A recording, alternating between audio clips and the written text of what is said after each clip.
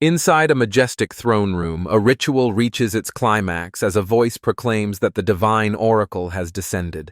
Princess Alice, visibly drained by the spell, trembles with exhaustion under her father's watchful gaze. The scene shifts to a school, where a mysterious voice announces that those summoned from another world have arrived. Two students are caught mid-conversation when a blinding radiance engulfs them, bestowing the power of a deity. 4 students suddenly materialize in the throne room, destined to become heroes and liberate the gods of Eva. Sprawled across the floor, the students are left disoriented while the king looks down upon them from his throne. Confusion reigns among the group.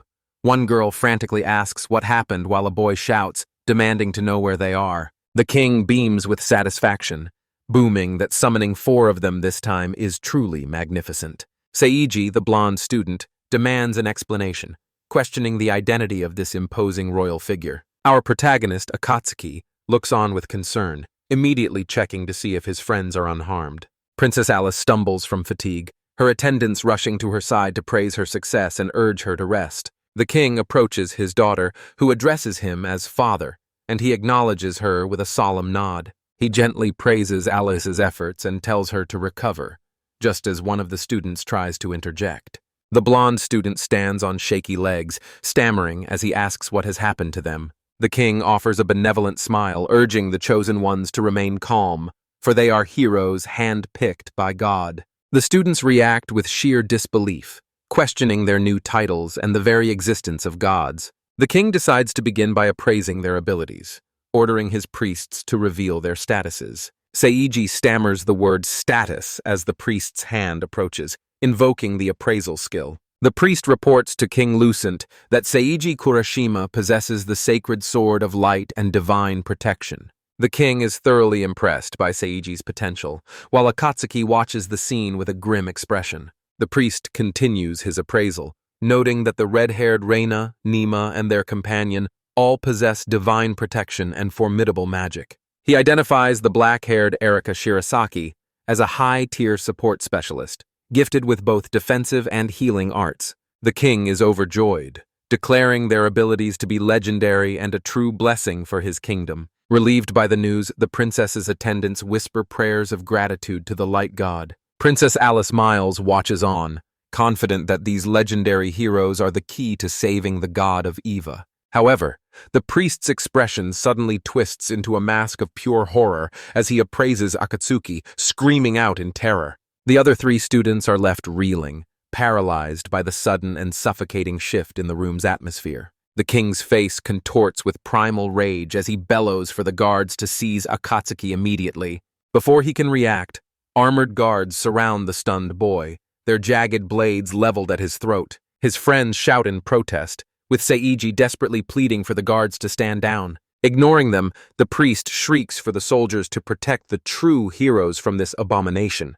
Akatsuki is violently restrained from behind, his mind racing as he tries to understand why he's being treated like a monster instead of a hero. A chilling close-up captures his expression, a haunting mask of shock and betrayal as he is hauled away. Silenced and struggling, Akatsuki is dragged into the depths of the castle, while the desperate cries of his friends fade into the distance. Suddenly, a memory flashes. 2 figures clad in kendo armor, their bamboo swords clashing in a fierce duel. The name Akatsuki is stitched onto a uniform as a voice echoes, vowing to always give it his all. A foot slides into a perfect kendo stance, emphasizing the core philosophy of always taking the initiative. The memory of a shark strike resonates through his mind as he calls out a single name: Yuna. Snapping back to the present, Akatsuki's fingers twitch against the freezing stone floor of a dungeon. His eyes snap open, slowly adjusting to the oppressive, suffocating darkness of his new prison. He awakens sprawled alone in a damp, narrow, and filthy stone corridor. Panic sets in as he questions his location, and more importantly, Yuna's whereabouts. He racks his brain, remembering that she was on his mind just moments ago. A flash of memory hits him, eating lunch alone on the school roof while watching the others from afar. A guard delivers a brutal kick, barking at him to get up and asking if he's already forgotten about Yuna. Bound in chains and barefoot, Akatsuki is dragged through the darkness by a sneering guard. His face is shrouded in shadow, a silhouette of pure despair as he's led deeper into the abyss. A glimpse into his eyes reveals a cocktail of confusion and the seeds of a deep-seated terror. He enters a cavernous dungeon where the air is thick with the jeers of monstrous inmates. Amidst the gloom, he desperately reaches out, hoping to feel Yuna's presence in this alien world. An aggressive inmate barks at him to stop dawdling and keep moving. An ogre-like prisoner jeers, mocking the pathetic thoughts of this puny beast. As a rat scurries past, he questions why the four of them were chosen for such a cruel fate. His mind is a chaotic storm of magic, gods, and heroes, screaming for answers on what to do next. He pictures Princess Alice, wondering if she was the one who orchestrated their summoning. He's brought before a new group as a knight named Stella announces the sinner's induction is at hand. Suddenly, a warm, protective energy envelops him just as a voice commands Stella to wait. The warmth intensifies, radiating through him as a mysterious figure approaches. The voice observes that he possesses a divine protection like her own, and that he bears a striking resemblance to Yuna. The order is given to strip away his blindfold, and as the light floods back in, he whispers Yuna's name. A stunning blonde woman stands before him, her resemblance to Yuna uncanny as he kneels there, blindfolded. Even behind the blindfold, his eyes widen in utter shock and disbelief at the sight before him. The woman, Filialia, gazes down at him, noting that she has already reviewed his status. She formally introduces herself as Filialia Lagordal, the sovereign ruler of the labyrinth city, Helsia. Akatsuki remains kneeling on the tiled floor as his gag and blindfold are finally stripped away. Filialia commands her guard to remove Akatsuki's restraints, silencing his hesitation with a firm royal order. The guard roughly uncuffs him, growling a stern warning not to try anything foolish. But the moment his hands are free, Akatsuki lunges forward with explosive, blinding speed. He seizes Filialia by the shoulders, his face twisted in desperation as he demands to know where Yuna is. Filialia gazes up at him, her expression flickering with genuine surprise at his sudden, frantic outburst. Her knight Stella draws her blade in a fit of rage, declaring his insolence unforgivable as she threatens his life. Filialia calmly intervenes, commanding Stella to sheath her weapon immediately. She apologizes, claiming she doesn't know any Yuna, and asks why he's so certain the girl is here. Akatsuki insists with absolute certainty that he could feel her presence radiating right in front of him. He swears it wasn't a mere dream or a memory, but a visceral sensation that she was actually there. The guard grabs him again, barking at the brat to stop spouting such delusional nonsense. Suddenly, Akatsuki's training kicks in, and he instinctively seizes the guard's staff to defend himself. Filialia and Stella watch in stunned silence, caught off guard by his unexpectedly skilled and swift reflexes. In a fluid blur of motion, Akatsuki expertly counters the guard's attempt to restrain him once more. Akatsuki now wields the staff himself, having easily deflected the attack and left his captors completely speechless. His gaze, centered behind the staff he grips, burns with a fierce and unwavering determination. A faint blush colors Filialia's cheeks as she watches the intense scene unfold. She remains captivated by him, her expression shifting between genuine surprise and growing intrigue. With a sudden, explosive burst of strength, Akatsuki shoves back, instantly seizing the advantage. He utterly dominates the guard, forcing the massive man onto his knees with effortless power. The guard howls in agony, screaming that the brat is about to shatter his jaw. Filialia commands her subordinate to stand down, coldly reminding him that his predicament is his own fault. A tight close-up shows her face flushed, her eyes wide with a whirlwind of conflicting emotions. She turns to Akatsuki, lecturing him that such savage behavior is unbecoming of a sinner. Finally reaching his limit, Akatsuki snaps, demanding they shut up and identify themselves. While struggling to break free, he demands to know the whereabouts of the other 3 students. Filialia dismisses her guard, assuring him she has the situation under control. She addresses the boy with unexpected poise, calling him by name, Akatsuki-sama. She clarifies that he isn't at the summons site, but in Helsia, a city several days away. Akatsuki is left reeling, struggling to process how he ended up in a completely different region. Even as he's pinned, she informs him he's being interrogated for high treason against the god, Shin. Akatsuki scoffs at the news, dismissing their gods and salvation programs as absolute nonsense. Filialia fires back, claiming he only breathes because of that program, and his crime is etched in stone. She dares him to check his own status window if he still doubts the weight of her words. A glowing screen flickers to life, revealing a devastating truth. He bears the mark of the false god. Akatsuki stares in utter disbelief, his world completely upended by the shocking revelation. Those were the words that sealed his fate. Divine protection of the false god. Filialia declares that the salvation program has been activated, ordering him to conquer the labyrinth.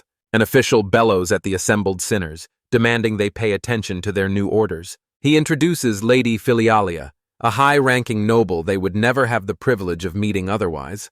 Akatsuki's eyes narrow with resolve. He is determined to defy them and earn his own freedom. He stands among the prisoners as the official announces the start of the Void Labyrinth conquest. The condemned men look on in silence, their faces a grim mixture of confusion and despair. A prisoner screams in defiance, cursing the princess and the restrictive collar around his neck. Akatsuki silently mirrors the man's rage, his own resentment simmering beneath the surface. He wonders why he alone is being singled out and treated so differently from the others. Meanwhile, Erika gushes over how delicious the cakes are, urging Rina to have another serving. Seiji watches them with a worried expression, a single bead of sweat rolling down his face. Within the safety of the castle, Seiji wonders aloud if Akatsuki is actually doing okay. He asks how the girls can eat so casually after everything that has just transpired. Erika flashes a sweet smile, reassuring Seiji that Akatsuki is strong enough to survive. Seiji remains flustered by her optimism, still struggling to wrap his head around their new reality. Reina casually mentions the salvation program, assuming Akatsuki is too tough to die anyway. Suddenly, the defiant prisoner's collar activates, spewing black energy as he shrieks in agony. Akatsuki watches in horror as the other prisoners recoil from the gruesome scene. His eyes bulge with pure terror, a solitary bead of sweat tracing a line down his face. Stella hoists her armored gauntlet, poised to deliver a final crushing blow. With chilling indifference, she promises that his agony will be over in a heartbeat. The remaining prisoners recoil in horror as the swift, brutal execution is carried out. Philia scolds Stella for her excessive force, but the knight offers only a cold, formal apology. Akatsuki gasps in disbelief as the man's head is sent spiraling right off his shoulders. The severed head rolls to a stop at their feet, its final breath spent on a muttered greeting. The official gestures forward, announcing that he will now explain the program's intricate details. The Void Labyrinth is unveiled, a colossal structure plunging 100 floors deep into the earth. The condemned must navigate the depths using only the primitive gear provided by their captors. A cursed sigil etched into their collars guarantees a swift death for anyone who dares to rebel. This, they are told, is the gracious salvation program bestowed upon them by the gods. One prisoner scoffs at their pathetic equipment, demanding to know how this counts as salvation. Akatsuki silently echoes the sentiment, his face hardening with grim determination. Another inmate collapses in despair, terrified of what awaits them after witnessing such brutality. A cold wave of dread washes over Akatsuki, a tight knot of anxiety forming in his stomach. He steels his resolve, realizing that survival means he has no choice but to fight his way out. He steps alone into the darkness, crossing the threshold of the foreboding Void Labyrinth. The atmosphere is thick and eerie as he tries to figure out how to access his status screen. Suddenly, his eyes widen as he senses a new, hostile presence emerging from the shadows. He grips his crude spear defensively, wielding it with the muscle memory of a master swordsman. A gaunt, werewolf-like creature with a forked tongue emerges from the shadows. He whips his head around, paralyzed as even more monsters begin to manifest. Two more beasts shimmer into existence, completing a lethal, bloodthirsty trio. Without warning, the three monsters lunge, their razor-sharp claws poised to shred him. Terror consumes him as the pack descends, their predatory instincts on full display. His eyes widen in shock, staring directly into the cold gaze of certain death. Meanwhile, on the 15th floor, Stella questions the true nature of these salvation measures. Filialia confesses to her lady that she's been withholding some vital information. Stella argues that this entire operation is twisted, even for condemned death row inmates. Filialia counters, stating there's no point in hiding behind the veil of salvation or hypocrisy. Her knight interjects, telling his lady that she's simply being far too compassionate. She admits her kindness is a facade. She's merely using these sinners to fuel her own ambitions. She laments her own weakness, lacking the time and power to achieve her goals alone. The knight then reports that the entire floor is currently shrouded in a powerful illusion. Stella realizes that even with a mental power of 1,400, she's reaching her absolute limit. The knight notes that most barely survive the first floor, making the summit seem like a pipe dream. Filialia's worry deepens, haunted by the fact that they've only ever reached the third floor. She shuts her eyes in frustration, knowing her father still views her as nothing more than a child. Deep down, she knows it's impossible for these prisoners to conquer all 100 floors. He asks Stella why their father refuses to condone this specific course of action. She wonders if it's because she's a perceived failure who dreams of being an adventurer. Suddenly, the massive transfer crystal erupts with a blinding, intense light. The knight and Filialia recoil in shock as an alert flashes beside them. He yells to Stella that someone has reached the crystal, a feat that should be impossible. Their argument is shattered by the guttural, savage roar of a monstrous beast. The knight screams in terror, instantly recognizing the creature as a demonic beast. The beast lets out a wet, gurgling cry as it is cut down in a single strike. Filialia's eyes widen in shock as she stares at the unfolding scene. A cloaked silhouette looms over the defeated monster, spear gripped at the ready. The figure reveals himself to be a scarred and battle-hardened Akatsuki. He turns to them with a confident smirk, casually asking the ladies how they've been. Filialia can only gape in silence, whispering his name in utter disbelief. The beast lies dead as the title card signals the beginning of Episode 3. Filialia recalls the weak kobold she struggled against just to gain a single level. She reflects on the sheer absurdity of his feat, a faint blush dusting her cheeks. He achieved in 2 weeks what took her an eternity, and he did it with nothing but a stick. Her gaze is fixed on him, filled with a mix of awe and disbelief at his survival. Akatsuki looks up, his face gaunt and heavily scarred from his brutal ordeal. She remembers the gruesome fate of the other sinners when their collars were activated. The memory of that black, necrotic energy floods her mind with pure darkness. She recalls the man's face, a mask of agony as black tears stream down his cheeks. Stella screams out in the present, her expression frozen in shock and alarm. Akatsuki grips his spear with white-knuckled intensity, adrenaline surging through his veins. He barks an order at Stella to stand down, though he remains poised for a fight. Stella stays on high alert, her hand hovering near her weapon, ready to draw. He breathes heavily, his body coiled like a spring and ready to strike at a moment's notice.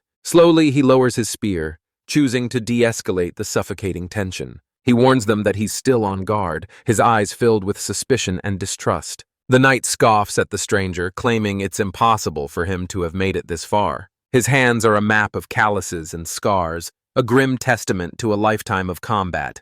He stands defiant before them, a lone survivor facing off against well-equipped nobles. He looks toward Filialia and politely asks if he may take her hand. He gently takes her hand, his rough, weathered fingers contrasting against her skin. He explains that his divine protection grants him the power to heal the wounded. He invokes his healing skill, and a radiant light immediately envelops their joined hands. His face strains with intense concentration as he channels the unfamiliar magic. His scarred fingers tighten their grip, pouring a surge of energy into the spell. The light blazes with intensity as the transfer of healing energy nears completion. He finally releases her hand as the magical glow fades from between their palms. Filialia offers Akatsuki a reassuring smile, letting him know the danger has passed. Akatsuki stares down at their intertwined hands, his expression remaining cold and unreadable. The camera focuses on his scarred face, where a flicker of discomfort flashes in his eyes. He bluntly asks if the ritual is finished, clearly eager to break their physical contact. A deep blush floods Filialia's cheeks as she lets out a sharp, startled gasp. She pulls her hands back in a panic, stammering an apology while confirming the healing is complete. Akatsuki watches silently, a single bead of sweat betraying the awkwardness of the situation. As Filialia tries to compose herself, her knight, Stella, shoots Akatsuki a suspicious glare. The male knight tries to interject, but Akatsuki cuts him off to ask about the rest of the group. His gaze turns piercing as he demands to know if anyone else survived the encounter. Filialia's expression softens into sorrow as she casts her eyes downward. She softly admits that no one else has managed to reach their current position. With grim uncertainty in her eyes, she confesses she can't even be sure they're still alive. The male knight snaps that a mere sinner like him has no right to demand answers. Filialia quickly interjects, declaring that Akatsuki's recent feats have earned him that right. She insists they owe him their respect and encourages him to speak his mind without hesitation. Akatsuki remains stoic, accepting her invitation with a silent, heavy nod. Filialia meets his gaze, sealing her decision with a firm, final understood. Akatsuki wastes no time, asking if the labyrinth's illusions will intensify as they go deeper. Filialia explains that only those with immense mental fortitude can hope to resist the coming visions. With overwhelming power, she explains that an entire army of goblins is nothing more than a single target. Akatsuki absorbs this intel, responding with nothing more than a contemplative grunt. He doesn't waste time, bluntly demanding to know their individual mental power levels. Filialia reveals hers is 1420, while Stella proudly boasts a score of 1750. Akatsuki's eyes narrow as he instantly realizes why they've hit a dead end on this floor. Filialia averts her gaze, a bead of sweat rolling down her cheek, unable to refute his silent judgment. He correctly deduces their true objective. They're simply here to power level their lady. She confesses they've been trying, but her stats have been completely stagnant since the 13th floor. Looking them over with disdain, Akatsuki flatly states that the three of them can go no further. He issues a direct challenge, questioning if they even have the stomach for the horrors ahead. Her pride stung. Filialia insists she has her own personal reasons for being there. He cuts her off, coldly stating the only thing that matters is whether she'll be a hindrance. Enraged by such massive arrogance, the male knight explodes in a fit of fury. Filialia remains silent with her back turned, her expression masked from the group. Akatsuki scoffs, wondering what kind of salvation this system could possibly offer people like them. He throws down the gauntlet, asking if their resolve will hold until he reaches the 100th floor. Filialia gazes downward, her resolve hardening as she quietly affirms their capability. Looking up with newfound conviction, she promises to show him exactly what they're made of. Akatsuki watches her intently, his expression grim as she vows to prove their true worth. With the tension heavy, the trio finally begins their descent into the corridors of the 16th floor. The arrogant knight taunts Akatsuki, telling him to watch his lady and witness his own foolishness. With his back turned to the group, Akatsuki calmly senses an approaching threat. The party tenses up, peering into the darkness as they sense an enemy drawing near. A reptilian goblin emerges from the shadows, clutching a crude stone club. The beast lunges forward with startling speed, its heavy club scraping across the stone floor. Filialia scoffs, declaring that a single strike from her staff will be more than enough to end it. She leaps into the fray, bringing her staff crashing down upon the creature's skull. The blow connects with a heavy thud, yet the monster remains completely unfazed. The knight boasts that such a pathetic foe doesn't even deserve the use of magic. Akatsuki watches on, unimpressed, noting that basic martial skills should have been sufficient. He narrows his eyes, muttering that something about this encounter is deeply unsettling. Suddenly, the goblin's form begins to waver and dissolve into a cloud of black smoke. Filialia gasps in shock as the illusion finally reveals its true nature. The lone goblin's shadow splits, multiplying into a horde of identical copies. The spectral monsters charge, their faces contorted into snarling masks of pure rage. The knight panics, shouting about the illusion while Stella screams out a warning. Filialia grits her teeth, her expression hardening as she readies a magical counterstrike. Akatsuki remains a silent observer, tracking every movement with a cold, analytical gaze. Filialia unleashes her flame lance, sending a spear of pure fire erupting toward the goblins. The destructive vortex of searing energy hurtles through the air, seeking its target. The spell erupts in a blinding flash, incinerating the illusory monsters instantly. As the smoke dissipates, a lone goblin survivor raises its club for a final desperate strike. The knight, eyes burning with intensity, lunges forward to deliver the finishing blow. Unleashing a thunderous battle cry, he carves through the air with a massive, lethal arc. The goblin is cleaved clean in two, its bisected remains hitting the floor with a heavy thud. The knight sticks the landing, sword planted firmly as the last of the illusions vanish. Filialia smiles, genuinely impressed, as her knight proudly announces the area is clear. She turns to Akatsuki, smugly asking for his thoughts on their combat performance. With his back turned, Akatsuki coldly remarks that the real threat is still lurking. Filialia demands the true count, and the knight pales as he senses dozens more approaching. A massive horde of real goblins emerges from the shadows, their eyes glowing with malice. Filialia shrieks in terror, realizing these monsters are far more dangerous than the illusions. She screams a frantic warning, shouting that Akatsuki can't possibly survive this alone. However, Akatsuki remains unfazed, a faint, confident smirk playing across his lips. Filialia watches in sheer horror, convinced they're about to be completely overrun. With one devastating sweep of his spear, Akatsuki sends the entire front line soaring through the air. He glances back casually, the entire skirmish having ended in the blink of an eye. Stunned, Filialia and her knight can only stare in disbelief before chasing after him. The knight demands an explanation, his voice trembling with shock and wounded pride. He bellows that it's impossible for a mere sinner to wield such overwhelming, godlike power. Akatsuki nonchalantly retorts that he has no clue, mentioning he simply cleared his way to the 15th floor solo. Filialia listens in stunned silence,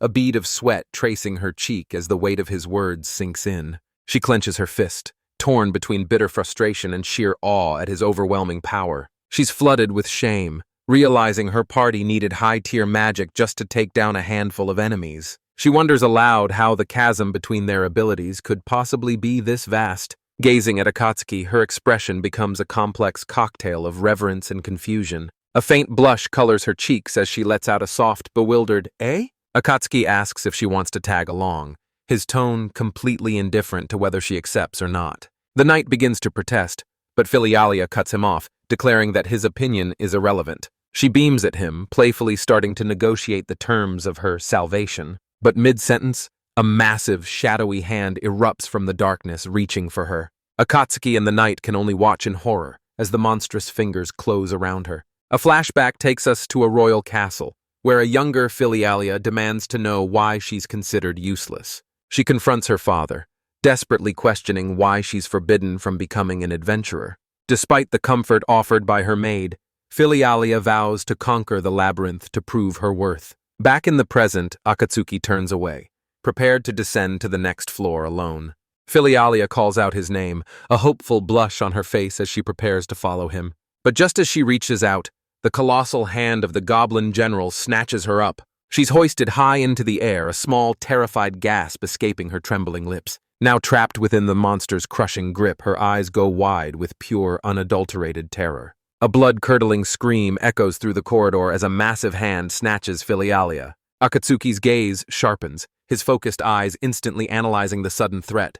A colossal, horned goblin general emerges from the shadows, clutching Filialia in its iron grip. The knight stands frozen in shock, demanding to know what kind of nightmare they're facing. He turns to Akatsuki, baffled by how such a creature could appear on the 16th floor. Akatsuki grimly identifies the beast as the formidable boss from the 20th floor. The knight's eyes widen in sheer terror at the impossibility of the situation. Panicked, he screams that they must save her immediately, or they are all doomed. The goblin general sneers, mocking the pathetic gap in their power levels. The monster's hideous face is twisted into a mask of pure, unadulterated contempt. Dismissing them entirely, the beast turns its back, its objective clearly achieved. The monster retreats into a dark tunnel, dragging the struggling Filialia along with it. Akatsuki warns the knight to stay back, knowing the man's movements are too clumsy to help. The knight bellows at him, shouting that it's suicide to challenge such overwhelming power. Akatsuki asks coldly if the knight would rather just stand by and watch Filialia be crushed.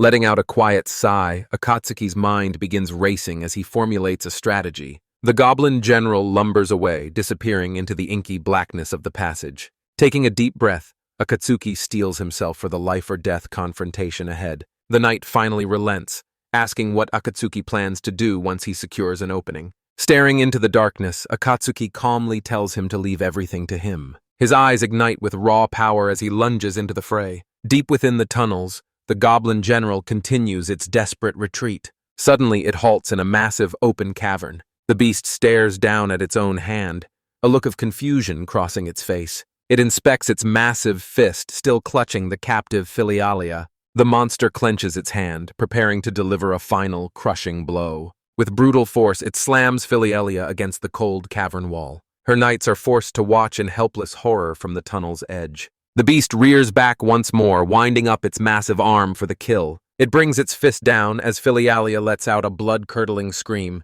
The monster's face is twisted into a mask of pure murderous intent. Filialia covers her mouth, her eyes wide with the realization of her own mortality. She cowers on the ground as the monster's guttural growls echo through the chamber. Its massive foot stomps down, sending tremors through the stone floor. She braces for the end, her face drained of all color. The goblin general looms over her like a shadow of death, its skull necklace rattling. But in a blur of motion, a dark figure intercepts the lethal strike. Akatsuki's simple spear somehow holds back the monster's colossal strength. He strains against the weight, shoving the beast's fist away from the fallen girl. He glances back over his shoulder, barking at her to stay down. He commands her to stay down, shoving her out of harm's way. With a powerful heave, Akatsuki thrusts Filialia toward safety. The goblin general's face contorts with pure rage at the unexpected interference. Helping her up, he asks if she can stand, addressing her with newfound respect. He hauls her to her feet amidst the jagged wreckage of the cavern floor. His voice softens with genuine concern as he asks if she's all right. Blushing slightly, Filialia gives him a firm and reassuring nod. Her knights finally arrive, frantically calling out to see if she's unharmed. While the knights regroup, Akatsuki orders them to flee, promising to hold the line. She refuses to leave him behind, insisting that they all escape together. He retorts that escaping was always the plan, so she needs to hurry. Filialia stares at him with iron resolve, demanding he keep that promise. She turns to Stella and announces she's jumping back into the fray. The goblin general's eyes narrow, tracking her every movement. Filialia bravely charges the massive beast, her staff held high. The monster's eyes follow her, completely unimpressed by the tiny threat. With a casual backhand, the general swats her aside like a fly. Stella watches in horror, screaming out a desperate warning. But she, too, is sent flying by the creature's overwhelming strength. Stella cries out her lady's name as she's violently knocked away. Suddenly, a smaller goblin lunges at the knight, catching him off guard from behind. The knight bellows in rage, desperate to shake the pesky creature off his back. With a surge of brute strength, he flings the goblin aside like a rag doll. He immediately charges back into the fray, locking eyes with his primary target. Akatsuki screams out, cursing the man's reckless and impulsive behavior. The massive goblin general shifts its gaze toward the incoming warrior. It emits a low, guttural growl, bracing itself for the inevitable collision. Akatsuki watches in disbelief, muttering a confused "what?" under his breath. He tries to draw the beast's aggro, shouting for it to look his way. But the scene unfolding before him makes absolutely no sense. From her position on the ground, Filialia has a chilling realization. The general completely ignores the knight's charge, stepping right past him. The terrifying truth hits her. The monster's target was decided from the start. The knight's blade misses the general, cleaving through a lesser goblin instead. He spins around, screaming Filialia's name in a panic-stricken warning. Seeing the beast closing in on her, he begs her to move faster. Akatsuki points frantically toward a passage on the right, yelling for her to go. He bellows at the top of his lungs, ordering her into the corridor immediately. The knight protests, pleading with her to run toward him for protection instead. Akatsuki shuts him down, insisting that the passage is her only hope for survival. He shouts Filialia's name, his voice thick with desperation. Trusting him completely, she bolts toward the narrow crevice. She glances back, calling out to Stella and Akatsuki as she flees. The goblin general swings its massive club just as Filialia screams. The beast lunges after her, hell-bent on delivering a fatal blow. She dives into the gap, just as the club shatters the rock face behind her. The goblin general lets out a frustrated snarl as its prey slips away. The knight watches on, panting, with sweat dripping down his tense face. The monster slams its fist against the wall, inadvertently striking a hidden crystal. The beast roars as the crystal erupts in a blinding, brilliant flash. The light surges from deep within the rock as the crystal pulses with overwhelming power. A massive wave of energy erupts, swallowing everyone inside the cavern. They materialize on the 15th floor, collapsing from the shock of the teleportation. Stella rushes to the exhausted Filialia, frantically checking to see if she's hurt. Filialia gasps for air, her lungs burning after the harrowing ordeal. She turns to Akatsuki, questioning if he was the one behind the miracle. She explains how the monster seemed completely oblivious to her presence. Akatsuki averts his gaze, a single bead of sweat rolling down his cheek in silence. He stands there stoically, leaving the mystery of his true power hanging in the air. Ria, her face a mask of awe and concern, asks if this truly is Akatsuki's power. Exhausted from the battle, Akatsuki lets out a weary sigh and confirms her suspicions. The knight stands frozen in shock while Ria watches intently from behind him. He reveals the name of his power,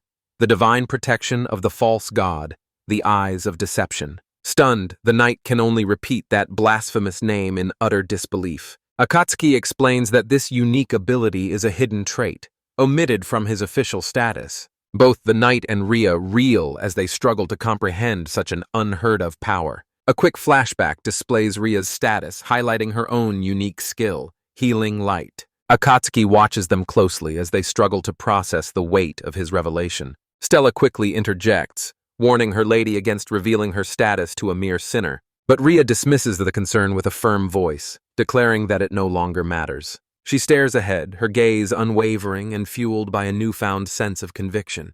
The knight is suddenly struck by a horrifying realization. If Akatsuki hadn't intervened, they would already be dead. He clenches his armored fist in a mix of frustration and gratitude. Still wary of the stranger, Stella begs her lady to wait and reconsider her trust. Akatsuki then questions their terminology, correcting their mention of an evil god to a false god. Confused by the distinction, the knight asks what the difference could possibly be. It's then Ria realizes that Akatsuki, being an outsider, is completely ignorant of their world. He knows nothing of the four pillars, the very foundation of this world's theology. Akatsuki looks overwhelmed as Ria prepares to school him on the reality of this new land. A moment later, the knight tends to Ria's wounds as she finally takes a moment to rest. Akatsuki suggests they take a breather while he scouts the path ahead. He instructs Ria and her guards to rest while he secures the perimeter. However, the knight immediately forbids him from wandering off alone. Akatsuki merely scoffs, claiming his eyes of deception transcend any mere titles. Ria agrees, bluntly telling her knight that in his current state, he'd only be a burden. The knight is visibly stung by his lady's cold and honest assessment. But as Akatsuki turns to leave, his cursed collar suddenly erupts with malevolent energy. His eyes fly wide in shock as a wave of pure agony washes over him. He collapses onto the cavern floor, his body writhing under the weight of the collar's curse. Terrified, Ria cries out his name as he falls. A gut-wrenching scream is torn from his throat as the curse intensifies. Suddenly, he's hoisted off the ground, rendered completely helpless. It's Stella. She lunges forward with her hand outstretched, her face a mask of pure fury. She effortlessly lifts him by the throat, leaving his body dangling in her iron grip. Ria screams at her knight, demanding to know what she thinks she's doing. Stella only grits her teeth, a low, animalistic snarl escaping her lips. Ria continues to plead with her, begging the knight to release Akatsuki. Instead, Stella's armored hand tightens, threatening to crush his windpipe then and there. She declares that even if his past crimes are eventually absolved, she will never forgive him for putting her beloved lady in such mortal danger. Infuriated by his transgression, she roars that forgiveness is off the table. She brands him a sinner, her voice dripping with pure venom. Slamming him down, she demands to know what other secrets he's concealing. Ria, her face streaked with tears, begs Stella to stop before she kills him. Her voice cracks as she utters one final, desperate plea. She screams Stella's name, begging her to finally see reason. At her lady's words, Stella's murderous fury finally begins to wane. Her hand trembles as she slowly releases her suffocating death grip. Akatsuki collapses to the ground, desperately gasping for air. Ria rushes to his side, calling out to him in a panic. She kneels beside him, apologizing profusely for Stella's violent outburst.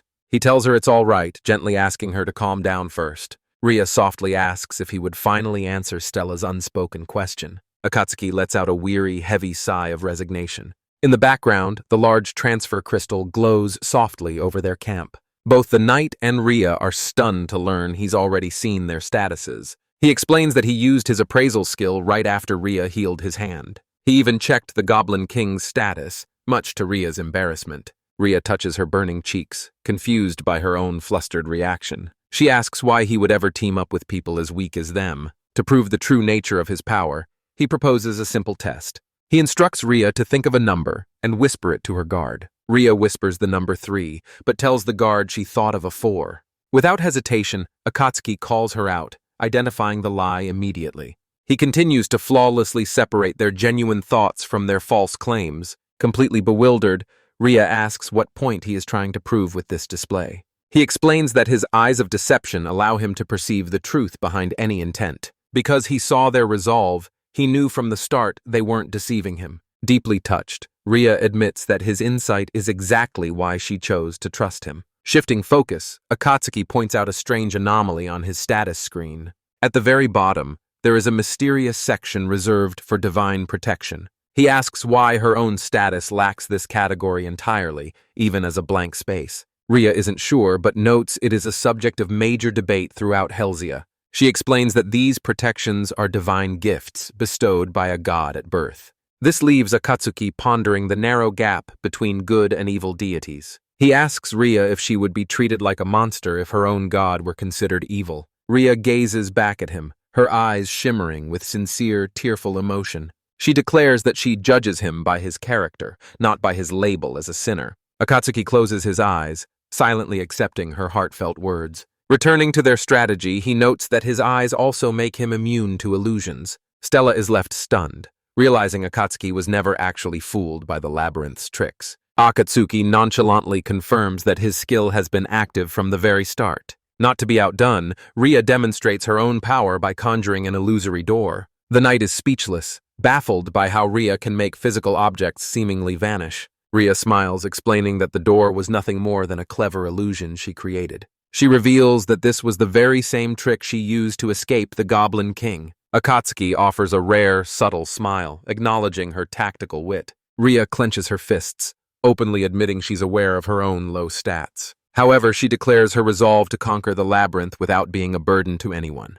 Akatsuki looks at her, his gaze carrying a silent, unreadable question.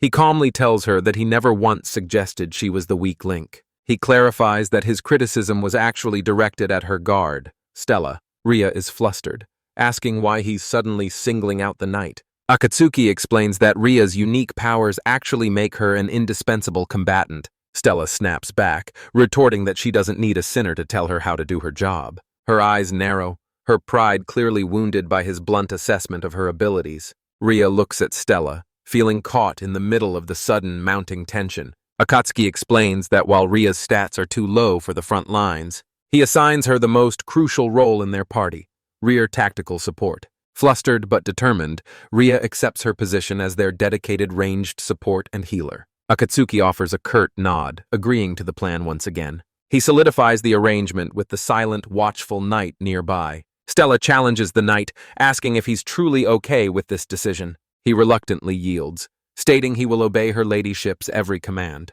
Ria then reveals a massive chest, explaining it contains equipment for the journey. Ria's stats are revealed, a level 47 mage with surprisingly low mental power. Stella's status shows a level 60 warrior built for pure physical combat. Akatsuki is a mere level 19, yet his mental power is staggeringly high. Stella looks at Ria, promising that she will always be there to protect her. She reaffirms her sacred vow, declaring she will never leave her side. Ria smiles through her tears, certain they'll be together forever. Akatsuki grips his spear, his voice low as he signals that it's time to move out. The newly formed team stands ready to face the hulking King Goblin. The scene shifts to a bright, peaceful sky far from the dungeon's rot. In the kingdom of Lamelios, birds chirp peacefully upon a quiet branch. Their quiet moment is instantly shattered by a sudden, violent crash. The disturbance echoes from deep within the sun-dappled forest. A heavy blow lands with a visceral, earth-shaking thud. The hero Seiji is seen struggling, desperately bringing his sword down on a goblin.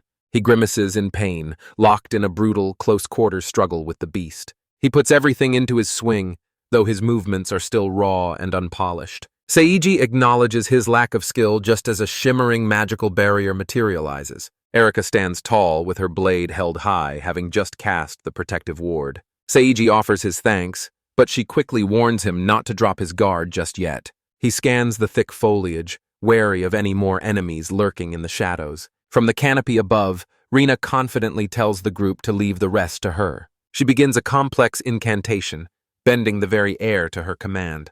Her eyes glow with mana as she readies a devastating magical strike. She unleashes Wind Slasher, sending out a massive arc of razor-sharp energy. The gale force blast rips through the tree line with terrifying intensity. Refusing to let up, she pours even more mana into her relentless magical assault. Reyna surveys the carnage, her face slightly flushed from the sheer exertion. Their mentor, Alfred, steps forward to warn Rena about the dangers of overdoing it. As the dust settles, the forest floor is revealed to be littered with fallen foes. A lone goblin lies motionless in the tall grass, its part in this fight finally over. With 10 goblins successfully subjugated, the quest is officially a success. The party celebrates their triumph, relieved to have fulfilled the guild's request. Rena suggests they break for a meal, but Alfred insists on a proper debriefing first.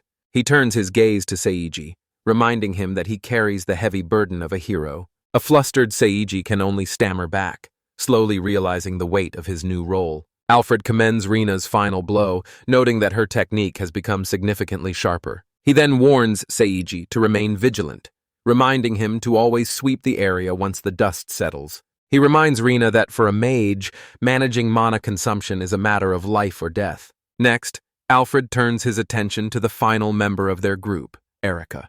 He praises her performance, impressed by her rising stats and incredible speed. He encourages the trio to keep pushing their limits to further bolster their power. With the lesson concluded, he instructs them to report to the guild before grabbing a meal. The camera pans across the bustling town where our heroes have been honing their skills. While enjoying a lavish feast, Alfred confirms there's still no word on Akatsuki's whereabouts. Seiji somberly asks if Akatsuki is truly being branded as a sinner in this new world. Rina then asks their mentor about the true difficulty of the Void Labyrinth. Alfred grimly estimates that, at their current level, they'd barely survive the 10th floor. Erica's expression darkens as she realizes the sheer scale of the danger Akatsuki is facing. Rina tries to stay positive, mentioning the salvation program as a potential safety net. Alfred bluntly shatters her hope, stating the program is utterly meaningless. He explains that since sinners are viewed as heretics, the program is nothing more than a cruel facade. A stunned Rina demands an explanation for such a chilling statement.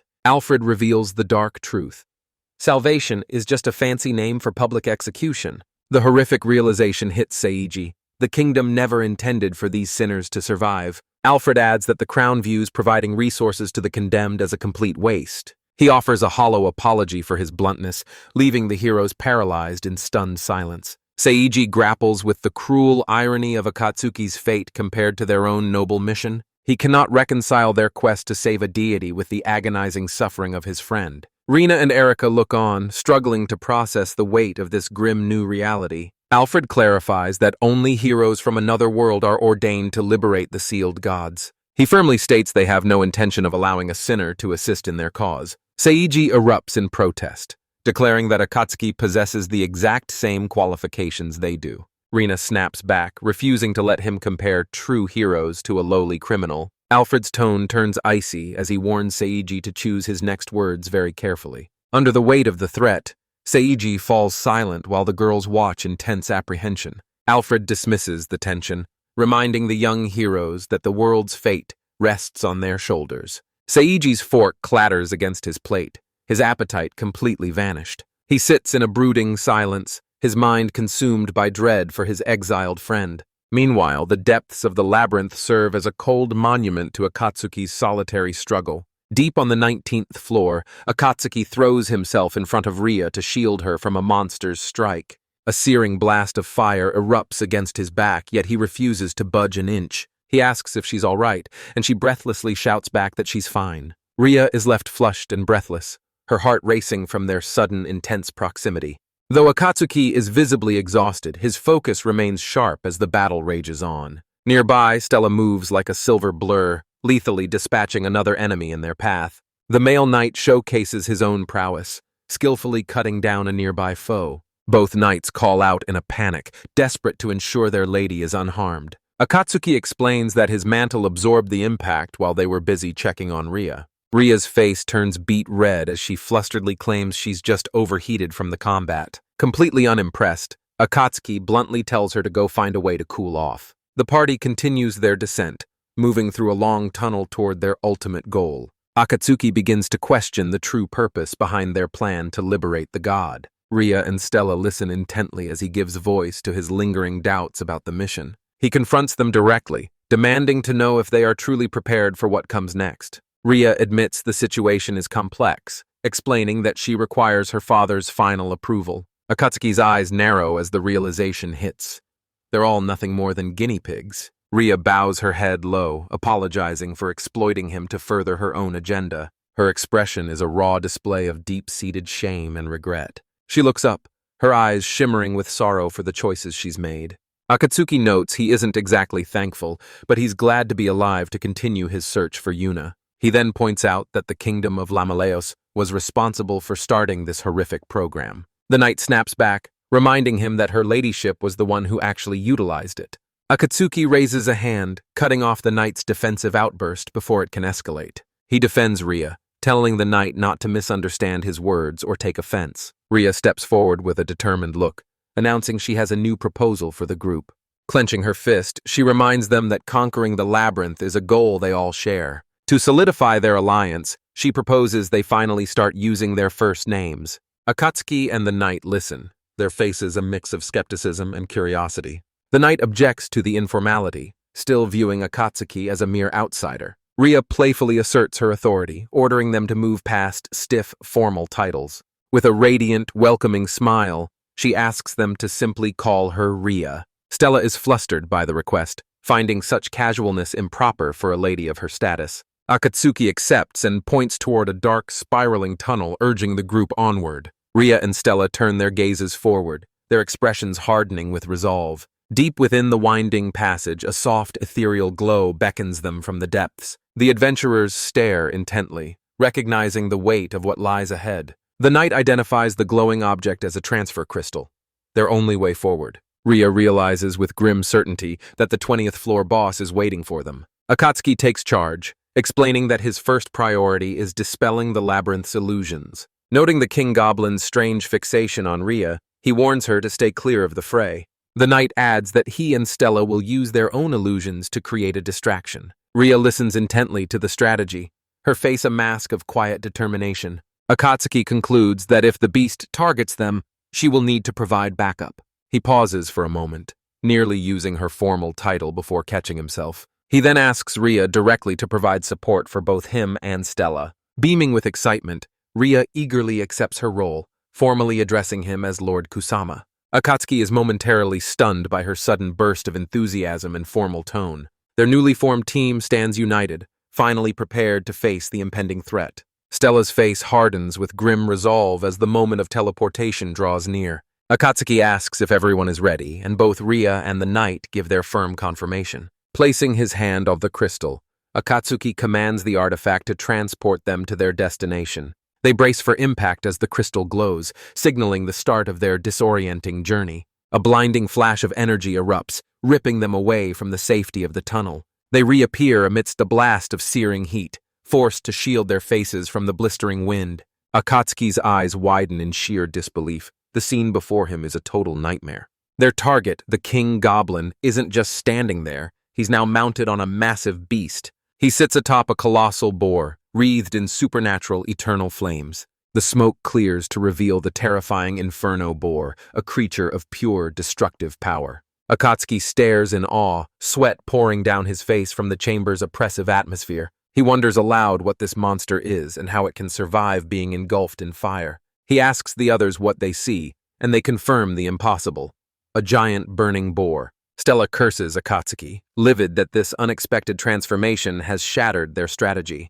The knight glances back in horror as he realizes something has gone terribly wrong. He spots their transfer crystal on the ground, now nothing more than an inert, blackened rock. He screams that the crystal is dead, and Akatsuki realizes with a jolt that retreat is no longer an option. Akatsuki screams a warning as the fiery beast begins its lethal charge. The inferno boar thunders toward them like an unstoppable force of nature. The impact is cataclysmic, sending a violent shockwave rippling through the cavern. The sheer momentum of the collision sends the entire party soaring through the air. Ria is swept off her feet, tumbling violently across the jagged cavern floor. Stella is tossed aside like a rag doll, unable to withstand the overwhelming blast. Ri fights to stand, her voice trembling as she calls out for Kusama and Stella. Panic sets in as she realizes her own reflexes were far too slow to react. She shouts a warning, but thick smoke and debris quickly choke her vision. Akatsuki calls out into the haze, desperately asking if Stella is unharmed. Horror dawns on him as he realizes the smoke is actually a disorienting illusion. Ria kneels in isolation, lost within the swirling magical mist filling the chamber. Her eyes widen in terror, unable to find her companions through the chaos. Akatsuki stands alone, his voice cracking as he begs his friends to answer. He looks upward in agony, his expression a mask of raw pain and frustration. He curses his own arrogance, blaming himself for letting his guard down. He realizes he overanalyzed the strategy, leading to this fatal mistake. Gritting his teeth, he curses the absolute hopelessness of their situation. A memory of Eunice flashes by, her voice asking if he's finally ready to admit his fear. As he lies broken on the ground, her words echo back to their days in the kendo dojo. The memory flickers to Yuna, poised and resolute, clutching a bamboo practice sword. He recalls the fundamental lesson she hammered into him during their relentless training. Her voice echoes in his mind. Focus, breathe deeply, observe, and seize the initiative. This, she had taught him, was the cornerstone of his family's ancient sword style. "I remember," he whispers to the memory, his voice thick with raw emotion. He forces himself upright, standing as a lone beacon amidst the swirling chaos. He sharpens his senses, straining to pierce through the thick, illusory smoke. Detecting movement, he calls out and executes a calculated feint with his spear. A knight bursts from the haze, mistaking the shadowy silhouette for his enemy. The knight's blade arcs through the air in a devastating downward cleave. Driven by blind confidence, he moves to strike down the figure shrouded in smoke. He swings with a guttural roar, his features twisted into a mask of grim determination. He screams that he's found the goblin, preparing to cut the creature down. Akatsuki parries the blow with ease, their weapons clashing with a piercing ring. The knight is stunned that a lowly goblin could deflect his strike so effortlessly. "Who are you calling a goblin?" Akatsuki snarls, his voice dripping with rage. He activates his eyes of deception, shattering the fog clouding the knight's mind. The knight stands in stunned silence as the veil lifts and his vision finally clears. He scans the area frantically, demanding to know where the sinner and his lady fled. The two men now stand back to back, the knight's face pale with horrific realization. Akatsuki activates his appraisal skill, a translucent screen flickering into existence before his eyes. Beside him, the knight demands an explanation, desperate to know what kind of monster they're facing. Akatsuki's gaze sharpens as his power strips away the enemy's disguise to reveal its true nature. The first status window reveals the rider, a king goblin, sitting at a formidable level 45. But the second screen is even worse. Its mount, an inferno boar, is a staggering level 52. Akatsuki's blood runs cold as he realizes this beast is actually the 30th floor boss. The inferno boar recovers instantly, launching a second devastating charge across the chamber. Its massive tusks plow through solid stone as it thunders toward the two men like a freight train. The knight screams in pure, unadulterated terror at the sight of the oncoming behemoth. The fiery beast closes the distance with unstoppable speed and overwhelming power. Panic-stricken, the knight shoves Akatsuki, yelling for him to flee and find Ria. He shoves him again, his face contorted in desperation as he begs Akatsuki to save himself. But Akatsuki pushes back, firmly telling the knight that he should be the one to find Ria. Trusting Akatsuki's judgment, Stella apologizes and sprints off to locate her lady. Now standing alone, Akatsuki clears his mind, focusing entirely on the monster's lethal charge. He takes a deep, centering breath, preparing to meet the beast head-on.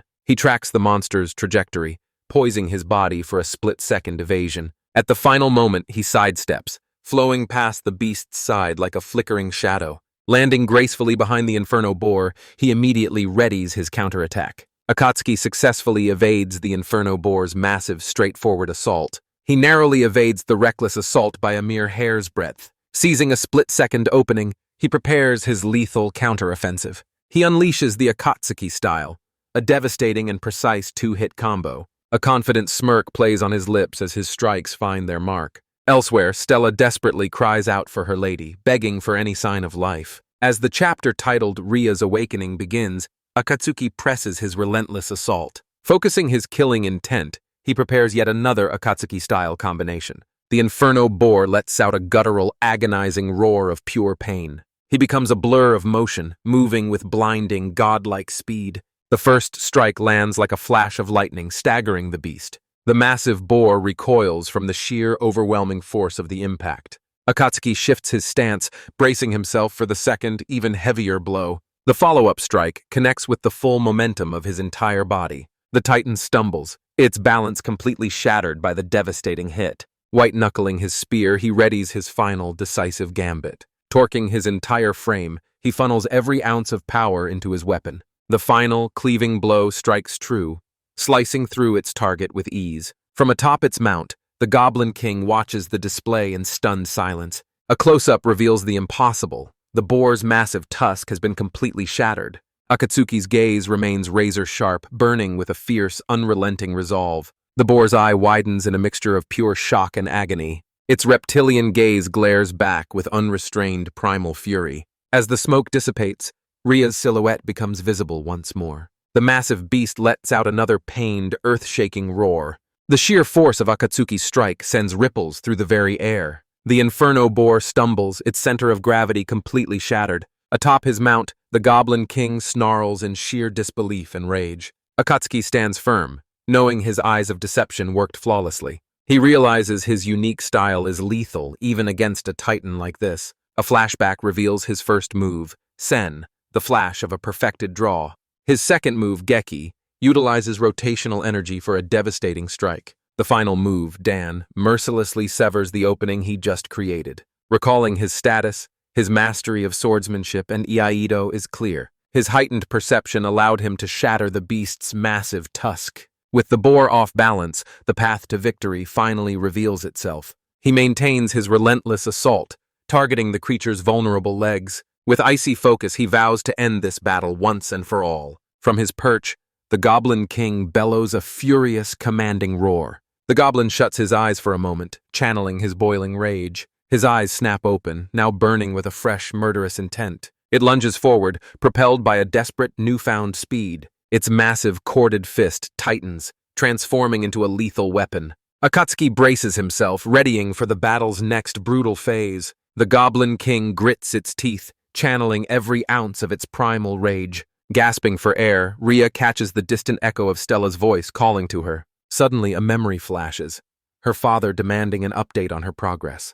His cold, judgmental gaze looms over her consciousness like a shadow. In the flashback, Ria watches him, her face etched with pure dread. Her father sneers, mocking her pathetic struggle within the dungeon. He reminds her that conquering this labyrinth was always a fool's errand. He insists she's a noble lady, not one of the boar-like brutes she tries to mimic. Even her arranged marriage to the Prince of Lamaleos is now in jeopardy. With icy finality, he declares she will never be an adventurer. Ria hangs her head, utterly crushed by his devastating words. The whispers of her retainers haunt her, calling her a reckless burden. Tears of bitter humiliation stream down her face as the memory plays out. That familiar weight of powerlessness threatens to pull her under once more. But then, she clenches her fist as a spark of defiance finally ignites. She screams into the void, swearing to succeed against all odds. In her heart, she finally admits she has always relied on the strength of others. Fully aware of her own limitations, she chose this difficult path for a reason. Standing tall against her father, she raises her staff in a display of open defiance. She swears that he will never again interfere with her newfound resolve. Her father can only stare back, his face frozen in a mask of pure shock. Beside him, a crystal statue begins to splinter under the sheer weight of the pressure. The force of her unleashed will causes the statue to shatter into a million pieces. Enveloped in a vortex of awakened energy, she stands as a completely transformed woman. The immense exertion finally takes its toll, and she collapses to her knees, gasping for air.